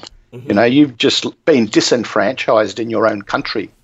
You can see that happening, and I can see that happening. Like you said, I used to think Canada was a really great country. And it was probably, back in the 80s and the 90s and whatever, it's just looked like a really good country, and it had its act together. And sure, it was a little bit socialist, but we were socialist here too, Mike. We had, a social system built up, and we had free healthcare, and it worked, and we had a lot of things that were, being supported by the taxpayer. But it wasn't that sort of hard, brutal sort of capitalism you get in America where, if you get sick and you die, oh, well, so what? You go to hospital, you owe $100,000 and you're bankrupt. That sort of dog capitalism. Ours was that sort of capitalism, but light, where you still, could get, all sorts of benefits from the government and that. But it was, funded. We weren't in a huge amount of, uncontrollable debt. But now it's like there's just debt everywhere, and the normal middle, lower class person is just getting annihilated. They've got no chance to make it anymore. I don't even know how people would start a family and, support kids and that sort of stuff, because you can't buy a house anymore, Mike. You're just going to be a transitory sort of non-player character interacting in this society for the foreseeable future until it does come back to something normal. How can you, even set up a base in a big city anymore? You can't, for you guys, Toronto, Vancouver, that's just out of the game now. As a normal person starting out working in Tim Hortons, you can't buy in Vancouver or Toronto. That's just like, you can't even buy here in Merritt. Yeah. So what is all that part of society has just been thrown on the trash heap. Goodbye. It's just for the rich now. Two-strata society. That's scary. That's why I left the big city and I said hasta la vista and left it in my back mirror, and I picked up a place out here. I know it's a small town. I know a lot of it is backwards when it comes to certain things, but I'm adjusting and learning and kind of feeling the board out a bit and finding what pieces to move next and where to move, and what to move around and how to properly settle myself in this town. It takes time when it's a small town, but yeah, I know. And look, I've been warning some friends, and like, it's amazing, but when it comes to money and with what's happening in the markets and that, some people, I'm just trying to get them to sit down and just watch a video for an hour and just get them informed on the Federal Reserve System and how what they're earning isn't even money anymore, how this stuff is just being printed out of nowhere, and they're charging interest on it, and you're going to basically get destroyed in this next downturn if they go into QE and they start printing money again and they start debasing the currency and that, and they haven't even got an hour to sit down and watch something like that on YouTube. It's just like they don't want to get educated. They're just going to have to get hit in the face with a brick and just take a crash course in a collapse. It's just like that. It's just scary. But anyway, that's how they are, Mike. I got some good news. I just surpassed 7,000 subscribers on my main channel. That's great. Yeah. But look, as I say, I owe 20,000 this place. So, hey, come for me. I can, after 99% collapse in the house price, then I'm underwater. But, I think a few people are going to be going down before I do. And so I just get out of debt now if I can and just, stack the sort of precious metals and gold, silver, and you got to keep some of your stuff in your RSP or whatever it is and your 401k because you just can't get that out early. So you got to move that into somewhere safe. But, everyone's got to do what they think's right, but it's going to be pretty interesting. I certainly wouldn't go out and buy an investment property at this stage of the cycle. No way. That's just something you wouldn't want. If it's the house you live in, that's probably not going to get hit with many, taxes. Sure, I mean, we don't have any tax here, but we do for investment properties. But, in Canada, you've still got your taxes on the place you live in, so you just have to wear that. In America, too, you're just going to have to wear that. But, no, shelter is worth something because it keeps you safe, it keeps your family dry and out of the weather. The worst thing you can do is probably become homeless because then it's pretty much game over, isn't it? You just become a transitory non-player character wandering the wastelands, like Lord Humongous said. And that's really sort of the end of the game for a lot of the people. It's hard to come back from that. So, yeah, I don't know. But everyone's going to have to figure it out. We're just a sounding board here. We can't give any financial advice. We can just give some ideas what we're doing, to get through it. But it's a good little social forum you've got going, Mike. So keep it going. A lot of people, I think, they just tune in to hear what other people are thinking and what they're saying. And you've still got the ultimate optimist out there, Kevin Thompson, pumping the condos. So, if you're willing to take the big gamble with a 700 or 800K purchase in Toronto, that's the extreme other end of the information scale there, with Kevin saying everything's going to be going up forever. But, only time will tell, Mike. Time will tell, and we will see. I think within 12 months, what, the direction of these markets are, whether Kevin's right or whether we're more on the, correct end of the spectrum here. But, okay. Well, Pete, we're going to let you go. I'll have you on if you're not busy for Mike in the Night, and maybe we'll go over something, and we'll have Mr. E on too. So, yeah, thank you for your feedback and everything. And can I just plagiarize Steve the Plumber's Canadian accent? Yeah. And just say, like, I really like when he goes, Kevin Thompson. I do that really bad. Kevin Thompson. Kevin Thompson. We've got to get that guy to ring in, man. I'm going to shout $500 to Mike's channel if we can get Kevin Thompson to ring in. Yeah, Kevin, you should call in. I mean, you don't have to. I just want him to call in because we need to know what he knows, because he knows something we don't. We got to hear it from the horse's mouth, Mike. We've got to hear what this guy is thinking, how he rolls, how his brain works. Steve the Plumber says he'll match that, Peter. Yeah. Come on, that's a new computer for Mike. And, you know, Kevin Thompson, he loves the show, and you need a new computer, and we're sponsoring, and it's not going to cost Kevin anything. How's that? Yeah. All he needs to do is ring in half an hour of his time. You know, come on, Kev. You know, We're putting the pressure on. We're putting the pressure on, but geez, man, he's got to come up with something at some stage. You can't just sit back and just like keep hammering away at people forever. Come to the party, Kev. Come to the party. There's a thou out there for Mike. Oh, that's good. Anyways. Come on. Anyway. Good to talk to you again, Peter. Mike. We'll see you on Mike of the Nights, and you can give us an update on what's going on. Absolutely, brother. Hang in there. Yep. And all the best to you and the family. Hope you had a great Christmas. It's about 37 Celsius here, so we've been in the pool today. It's been really warm. Heat wave stuff. That's other end of the world, mate. Southern end of the world. We've got the heat waves, and the fires will be coming soon, no doubt, in January. The big bushfires. So stay tuned for that, like in California. Yeah. Okay. All right. Petey. Okay, Petey. No we'll worries, see you Saturday buddy. night. Yep. Okay, cheers. take care, Bye-bye. Bye. So, guys, that's Peter from Sydney, Australia. Very knowledgeable. And let's move this out of the way here because he's no longer on the line with us. Very good informant for the channel. Gives us a lot of information. So, guys, here it is. Mike Martin's channel, 7,000 subs. I just passed 7,000 on the main channel, guys. I'm going to leave a link to the main channel if you haven't subscribed yet to my main channel. Please subscribe to the main channel, please. And get me out there.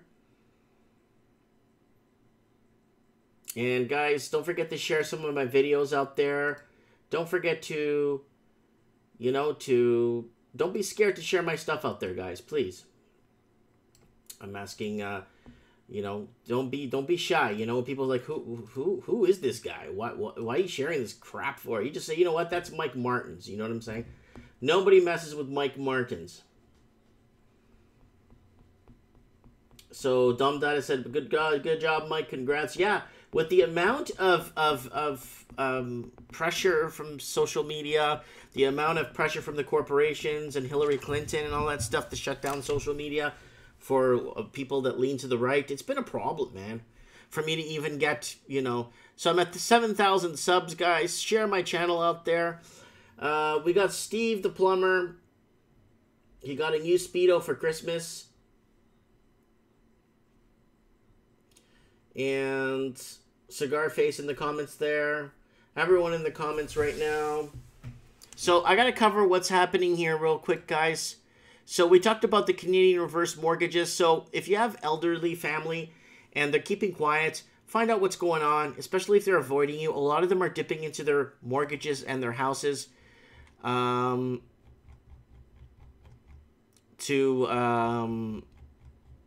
consume.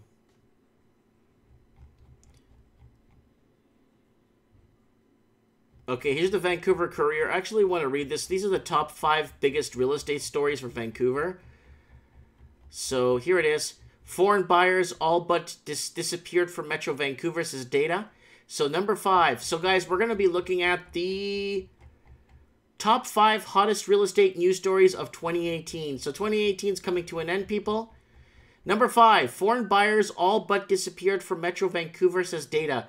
So no more foreign buyers. Half of them went to Seattle, and the other half went across to Toronto. And now some of them went to Vancouver. Vancouver Courier. Okay, number 4. New home pre-sales plummet in Lower Mainland. We know that. Number 3. Richmond realtor duped buyer into displaying sold sign for... Yeah! Who remembers this article? The lady put a sold sign for over a year in front of her house to get some free advertising. She was paying the lady of the house, too, to put the sold sign out there for like 5 years. Metro Vancouver real estate prices are 65% overvalued, said Economist. That's the second biggest story. And the biggest story, BC ski resort get free pass from speculation tax. So, yeah, we lost a lot of our ski resorts and stuff. A lot of foreign ownership came in and bought that stuff. Okay, guys, I got to cover Seattle because it ain't looking good because the capital outflows restrictions in China is hitting Seattle hard. Seattle was the #1 growing city, and Tacoma and Olympia, all these cities out of nowhere after Vancouver put that foreign buyers tax on, Half of them went to Seattle and half went to Toronto. A new Seattle's housing law forbids landlords from checking into tenants' criminal history, but it goes too far. So now they're checking into people's backgrounds, but I don't want to... Let's talk about what's happened. Seattle housing market to cool off big time. Redfin predicts home sellers in Seattle will have to lower their expectations in 2019 a lot. Redfin predicts Seattle housing with San Francisco, San Jose, Portland, San Diego, Los Angeles, Denver, Honolulu will experience the biggest slowdowns next year, the real estate website said. Let's start from the top. San Francisco, 110,000 empty investment homes. San Jose, 66,000 empty investment homes. Portland, 33,000 empty. San Diego, 96,000 empty investment homes. Los Angeles, LA County, it's I think 109,000 empty investment homes. Denver, I don't know. Honolulu is like half, and will experience the biggest slowdowns. I think a lot of the pressure is when they were putting the supply versus demand, and you saw a lot of people jumping on that bandwagon, and a lot of construction companies jumping on the bandwagon and out there to make a difference. But instead, they're ruining things by oversupplying the market. And that's what we're dealing with right now. Seattle drops out of the top 3 cities for fastest growing home prices. This is December 26th. Look at that, guys. I'm reading this in the future. Seattle, again, was the market with the fastest month-over-month decline in October. Why? Because it was a pent-up market. It made a lot of people rich on paper. A lot of people became rich on paper if you're a homeowner in Seattle after Vancouver put in that foreign buyer's tax. You were rich on paper, man. I wouldn't doubt that one bit. But now people are paying for it right now. Now that price decline is falling fast and steep. Look at that. There's the national average. It's going to catch up to that easy. So here it is. This is when Vancouver in 2017, they put the foreign buyer's tax. And kaboom. Everyone went south and boom. Now with the capital flows not coming, like the capital restrictions of capital outflows from China is putting a damper on all the markets. Seattle home price growth continues downward plunge, report finds. It's going, man. It's going.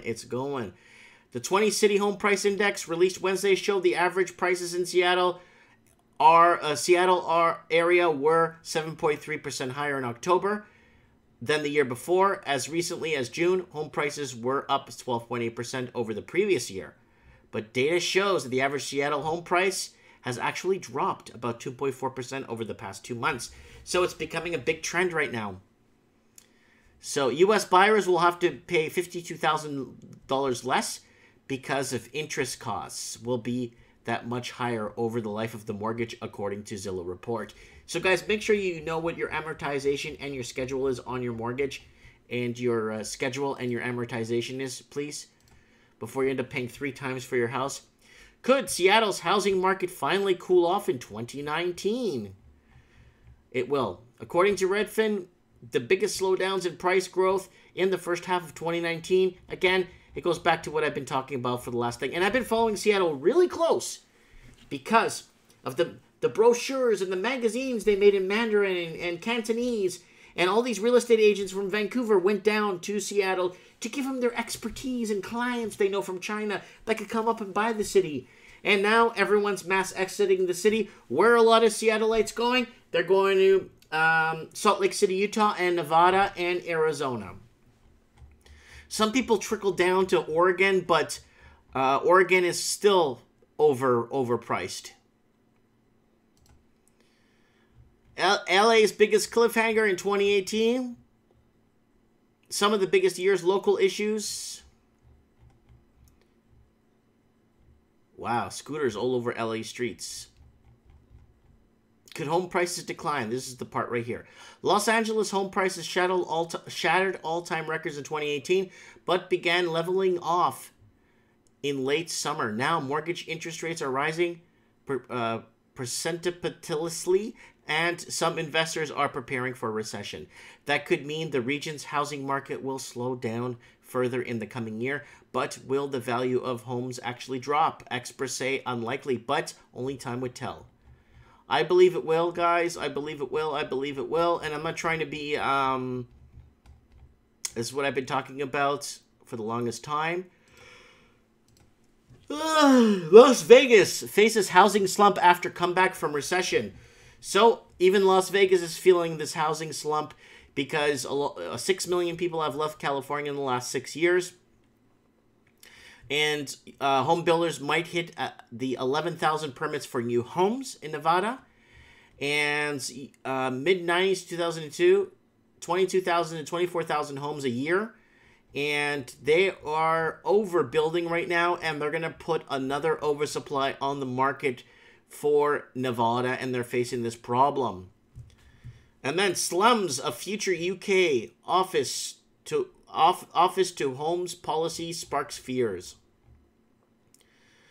So a lot of people are having a really tough time on pensions and stuff, covering their mortgages. In the UK, housing crisis putting sex workers at risk.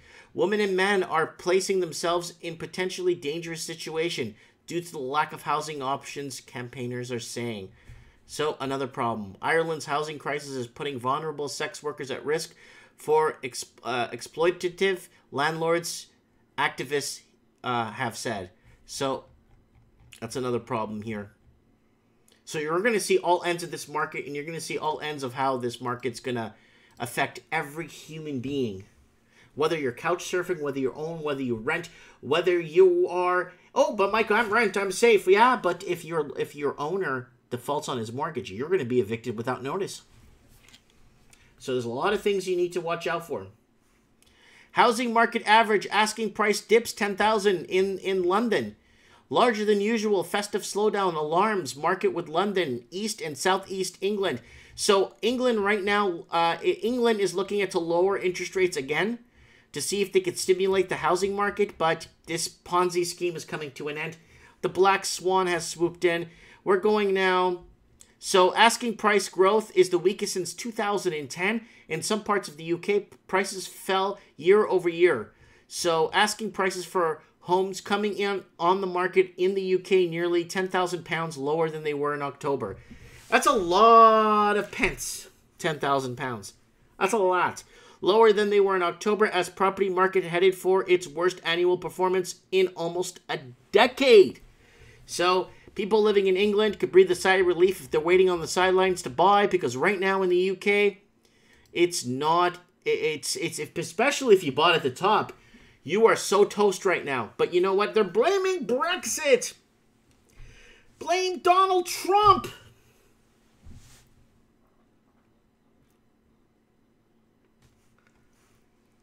And let's move on. What New Zealand can learn from the Venezuela housing crisis? Once upon a time in a beautiful country, there was a shortage of home. Construction companies couldn't keep up with demand, and so the supply continued to widen. It wasn't that there weren't enough construction companies. There were several large, well-established firms capable of upscaling. The problem was that wages weren't increasing at the same speed as house prices. So while demand was steadily rising, the dream of owning a dry and safe home floated further away. In stepped a benevolent authority figure, he reckoned that he could sort this mess out. He just needed the power to do so. Upon promises of tens of thousands of new houses, he wove in his banner. Because of his confidence, he managed to consolidate power upon himself, launching several new programs to tackle the crisis. He claimed that to meet construction targets, he'd need to draw from both public and private spheres. And he led the country back to stability. Here's how that country is today. Tent communities, violent protests, empty shelves. As you might have guessed, the country is Venezuela. President Hugo Chavez rallied supporters by handling the Venezuelan crisis in the only way they knew, by taking the reins. He eventually went as far as trying to nationalize various large companies in the very construction industry, like steelmakers and cement producers. Skip ahead to the end of the story, and the BBC puts it out. Venezuela's economy is in free fall. Hyperinflation, power cuts, and food medicine shortages are driving millions of Venezuelans out of the country. And a very sad story about a young teenager that needed his insulin for diabetic, and he couldn't get his insulin, so he ended up dying. And there's a lot of horror stories going around, and it's playing with people's lives. It is playing with people's lives is what's happening. And I'm going to try and get Stephen Williams next week on the show. I hope he's watching. I really want to get Stephen Williams on the show from Niagara Falls, Ontario. He's a really good guy. I just saw him here on Skype. I really would like to have him on the show because he's got a lot of good stuff to talk about, and I want to have him live on Skype so we could see him and see what he's been up to. But this is it, guys. Tale of Two Cities. It's Viva la Revolucion. Man, I gotta speak more Spanish. Anyways, I'm getting to an hour and 40 minutes. And who else is in the comments here? I'm gonna be cutting it short a bit tonight, guys. It's been an hour and 40 minutes. We pretty much covered every continent here. We covered the UK, Australia, New Zealand, a bit of New Zealand. We need to have Brooke. We need to get Brooke to polish up or brush up on what's happening in the housing sector there in New Zealand and get Brooke Marshall back on the show. And we need to get a couple of more people back on the show in the United States. Guys, if you're in the United States of America, please add me on Skype, Mike Martins 1980. We need people from Florida. Oh, we got Stephanie from Florida. We'll try and get her on the show when she's done her vacationing. And then we'll see if we could get Buddy from California, from San Jose, back on the show so he could give us a little bit of input of what's happening there. Oh, Steve wants to call in. Oh, go ahead, Steve. Call in. Are you there? Kevin, if I actually think that... yeah, go ahead, Steve. Call in. We'll give you a 10-minute plug here. What's going on? Because I want to see my kids before they go to bed, and I want to pick something up to eat because I haven't eaten in 3 days. So, I just haven't eaten yet. I haven't eaten yet, so... I got people asking if I'm going live tonight, and people... backup channel, buddy. Backup channel. Backup channel. Guys, don't forget to join us for Mike in the Night, Saturday night. My time, 7 p.m. 9 p.m. Western Seaboard time. Don't forget, people, to join me. A very action-packed show. And we'll get guests from everywhere. Whoever wants to be on the show, they're welcome. I would like to grow the show with people coming on and making a difference. Guys, don't forget to hit me up in the tip jar, please. If you are watching this show, $5 a year would be sufficient. I need to pick up a decent computer. It's going to cost me at least $2,400 to do video rendering and all that stuff. And there's Steve the plumber. Steve, what's up, buddy? No, this is the real Kevin Thompson. Oh, it's the real Kevin Thompson. How you doing? Doing all right. How are you and Miss Maggie over there and the kids? Yeah, we're doing good. That's good. I heard Peter on the show, and boy, oh boy. Yeah, Peter. He's a funny guy. Well, we got to get Peter out and about doing stories for us. What is going on? Nada. So, what do you want to tell us, buddy? A couple of things. I'll make it short and sweet. I don't want to, I'm not going to say house prices are going down. Not going to say that they're going up. Not going to say that they're just going to flatline. Don't want to talk about interest rates. What I want to talk about is the Achilles heel within the GTA, particularly Toronto. Over the last 48 hours, I actually spoke to somebody that is, I guess, without mentioning any names, a very reliable source. May or may not work within the City of Toronto Planning and Budgeting Office. And they let the cat out of the bag and pretty much confirmed to me that the price of poker is going to go up with respect to land transfer tax. and it's not just going up 1 or 2%. We're looking at a 3.5 to 4, maybe 4.2% increase. Whoa! Stop the press! Stop the press! You betcha. What you're telling me is they're going to raise the land transfer tax to 4% of the value of the property. Yep. I have 2 words to say. Jesus wept. Yeah. Yeah, crazy. Absolutely crazy. They can't legally, and I didn't know this, but they can't legally run, Mr. Tory can't run a deficit. Like, it's against, against every rule in the book. He can absolutely not run a deficit, and they're not in good shape, one iota. Okay, I got Moby on there. He's saying it's 4.2% actually. Oh, okay? So then you heard that. Okay, that's fine. Dude, yeah, that's a lot of vig. 4.2. Yeah, that's huge. 4.2% is that's a lot of vig or juice or whatever you want to call it. That's a lot of juice, dude. Yeah, it's not good at all.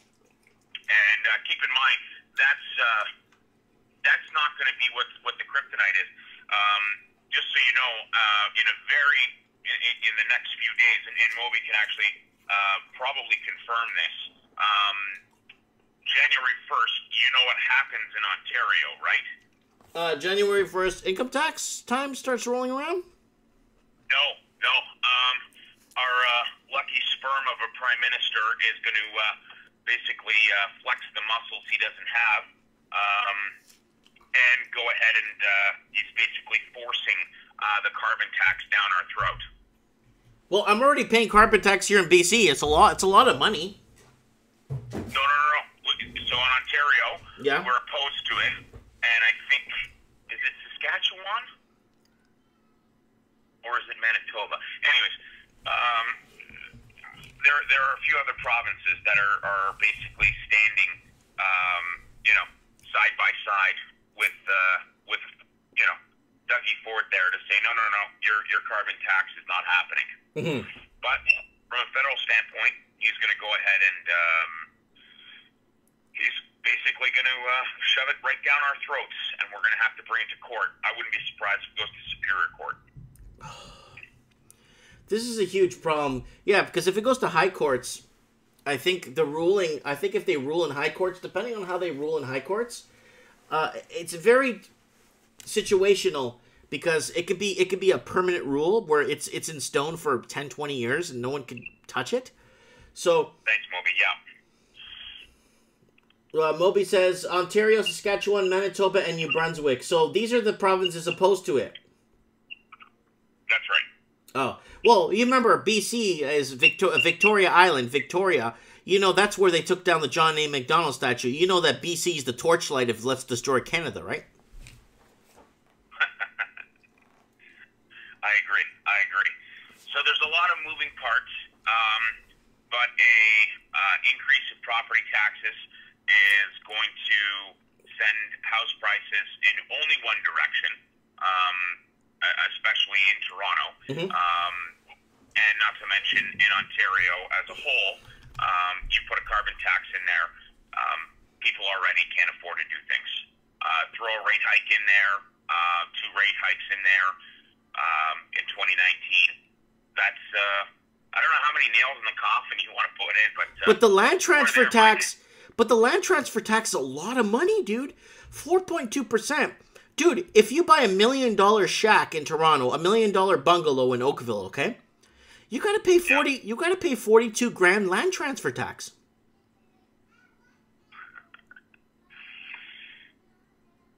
In Oakville, you're talking. I'm saying, for example, $1 million bungalow, right? Okay, let's say that was in BC, 4.2%. A $3 million bungalow here. You're looking at 120 grand land transfer tax at 4.2%. Well, it's a sliding scale. City of Toronto has on their land transfer tax has the municipal portion that's being raised. The actual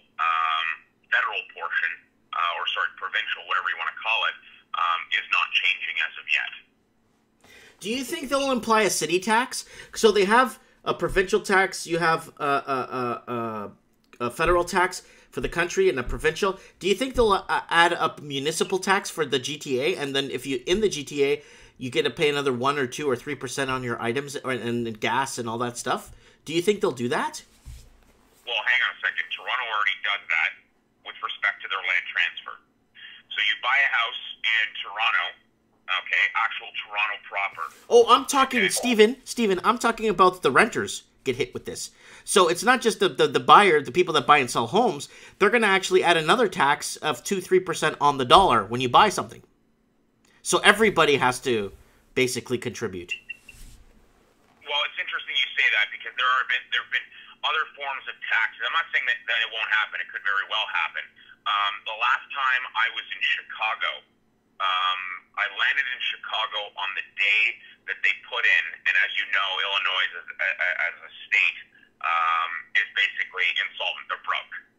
It's game over there. They put in what's called a sugar tax on all of their soft drinks. Right. And then that's a way to, yeah. What about, was it LA County that's going to start charging people a tax on texting?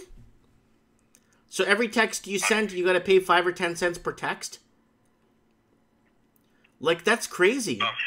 Like, they're finding, I don't know how they're trying to find all different ways to screw people. We're already paying like $1 a liter in tax. $1 of our gas is tax. You know what I'm saying? Yep.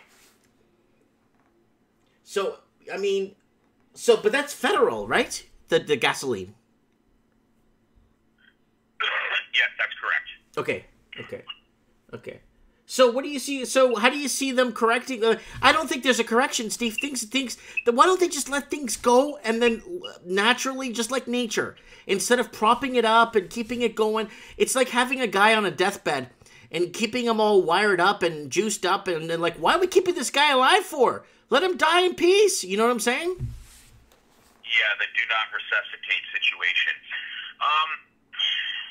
That's a very, very good question. I'm sure there's a number of different factors. I guess what they're trying to do is they're really trying to go after this soft landing. And I'm a firm believer that we could have gone ahead and had a soft landing if they put these provisions in place 2 years ago, 3 years ago. If they learned from Vancouver, basically. Exactly. Maybe even 5 years ago would be a fair guess. If they would have started to put things in motion 5 years ago, things would be a lot different today. It's going to be a situation of two things. Either it's going to go and it's going to come down hard and fast, or, like Peter said, they're going to go ahead and they're going to start printing money and get, quantitative easing put into place, and it's just going to prolong the inevitable. It's one of two things. House prices cannot continue to go up at the rate that they have gone up when it's so disproportionate to wages. Yeah. When you've tapped the heck out of foreign money, and foreign money is gone, okay, to different avenues, different places, because why would they buy in Vancouver, for example? Okay? And things are coming back down to reality. So as house prices continue to decline back to healthy levels at the very least, it really is going to depend on how many people are over-leveraged. Okay, let's go back. When I say over-leveraged, I mean how many people, when it corrects, or finally stops correcting and it just evens out, and we hit the bottom or close to it, it's going to matter how many people say, well, I don't own anything in this house. I'm negative. Why am I going to stay here? Yeah. Why is someone going to pay for something or pay off something that's worth less than what they bought it for, right? Okay, so I got the article up here. Foreign buyers all but disappeared from Metro Vancouver, says real estate data market. Overseas nationals now make up just 1% of the Lower Mainland home buyers finance ministry. So this is an article from the article's called the top 5 hottest real estate stories of 2018. And one of them is from August of 2017 that foreign buyers all but disappeared from Metro Vancouver. So they're disappearing. Half of them that left went to Seattle, and the other half went east to Toronto. And did you catch the show earlier to see what's happening in Seattle, Steve? It's crashing. It's a gong show. Yep. Do you remember almost a year ago when we were talking about how Seattle was going through the roof and it was going up $20,000 a month? Do you remember that, Steve? Yeah, there was some quite a bit of rational exuberance going on there, and they just let it go too quick, too fast, and now now the arse end is falling out. Yeah, King County is done.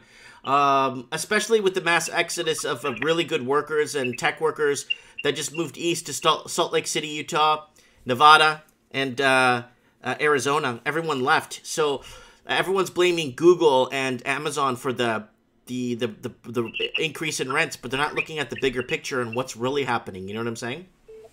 That's correct. Yes, they're missing the whole thing. Yeah. Yeah. So, wow. It's not good. Not good at all. So, I mean, there's a lot of people that really need house prices to stay where they are. I'm not going to mention any names because there's a shit ton of them, Mike. Yeah. And there's a lot of people who were prudent and didn't overspend. Yeah. And didn't over-leverage themselves, but the vast majority have done so. Yeah, $260. That's what I spent on my house, $260. And I can have 5 more kids if I want, and I'll have rooms for everybody to sleep. And everyone will have their own bathroom. Well, there's nothing wrong with that. I strongly advise against filling up every single one of those bedrooms. Mm-hmm. That can get quite costly, Mike. But at the same point in time, you do what you got to do. No, this is our last baby. March is the end. It's the end of the family growth ends in March, and then now raising the kids, and hopefully God gives me a good time on this earth so I could see them grow up and graduate, and you know what I'm saying? Absolutely. The real Kevin Thompson, Steve, stop renting. You know what? The real Kevin Thompson, I'm not renting. I'm just living. That's right. Someone asked me, Mike, what's your total net worth? My total net worth is freedom. That's it. I'm free. There's some people, Steve, that have $400 million, and they're not free. That's true. Very true. Money is the root of all evil. Mm-hmm. It is a necessary evil. But we're about to embark on some pretty crazy times, and it's going to be politically driven. There's going to be a lot of finger pointing and whatnot, a lot of in denial. But the truth is going to set a lot of people free. And regrettably, it's not going to be positive for too many people. Well, they're forecasting right now a 26% plunge in condo prices in Metro Vancouver and a 46% plunge in Toronto by 2021. Wow. Well, I guess, if that's accurate, I don't really know. At this point, a lot of forecasts haven't, in more recent times, especially the Toronto Real Estate Board, their data, as flawed as it is, they continue to go ahead and, make submissions and, make overall, forecasts and statements to suggest that, things are going up and up and up, and they've had to retract it, 3 times now, Mike? 3 times. 3 times they had to retract their what is it, predictions for 2019. And I strongly think that they will have to retract their statement another 2 more times throughout 2019. In actual fact, they should just stop forecasting because they've been wrong a lot. Mm-hmm. Mm-hmm. Oh, yeah, they've been wrong about everything. And then Mike Martins comes out here for the last, 8 years? It's going to be 9 years next summer, Steve, I've been doing this. It's a long time. It's been a long time coming. Yeah. And who would have thought it took this long for things to start to, revert back to normal?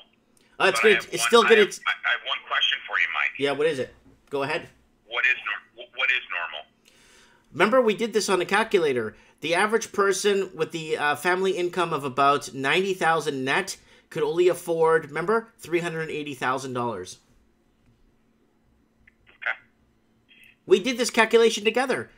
So $90,000. Let's say $400,000 to make it even. $400,000 you could afford, and on a mortgage at 5%, you are looking at roughly $1,100, $1,300, $1,400, $1,600 a month in finance charges, and then paying down the mortgage on top, then property tax, and then cost of living and all that other crap, and garbage and sewer and all that. It ends up costing you $3,000-$4,000 a month to live net. So I mean, 90,000 net for a median income family would be enough. But if you're out of that bracket, no one's gonna afford, unless you buy like a 1-bedroom, and the 1-bedrooms go down to 40,000, 50,000. Like a lot of parts in the States, you can still pick up a 1-bedroom for under $30,000, $40,000, right? So, unfortunately, not in Vancouver and Toronto. Everything's severely overpriced. What do you think is an affordable level? I think $400,000 for the median income for the average house, Steve. We're talking average house. We're not talking Taj Mahal. Right. We're talking $400,000 bungalow, not $2 million bungalow. Yep, I agree.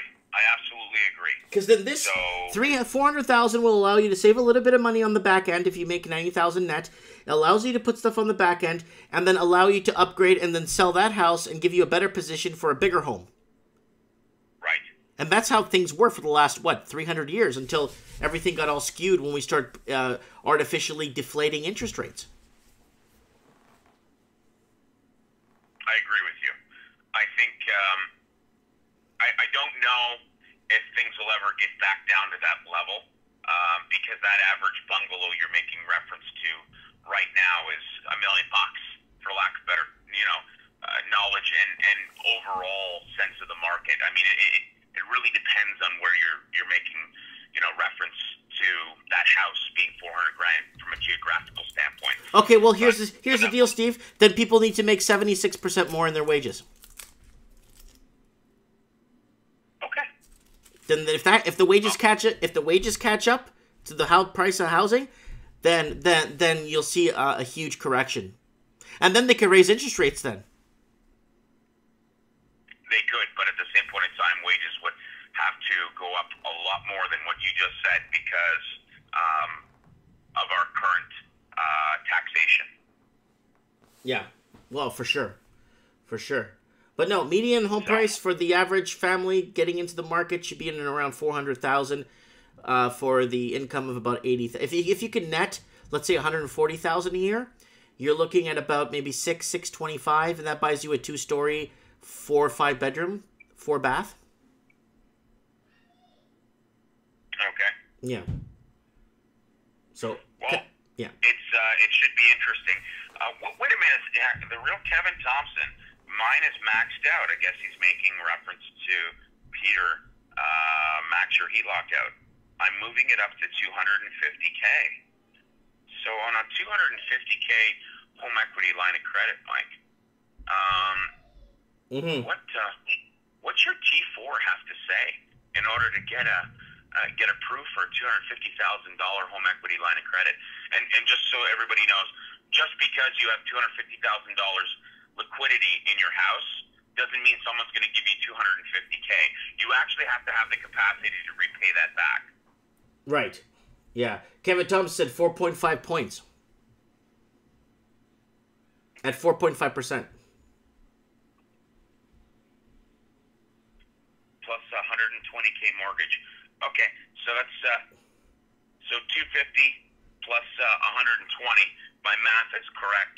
That's 370,000, right? Mm-hmm. So on a $370,000, what are we looking at there, Mike?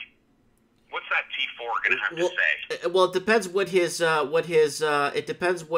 HELOC's at, right? His HELOC can't be at 4.5. It's too low.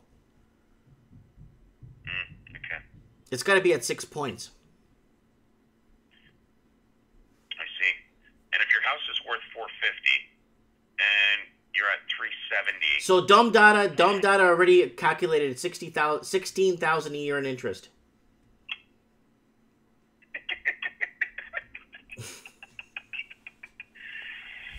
Oh, that's funny. The real Kevin Thompson. My wife works full time, guys.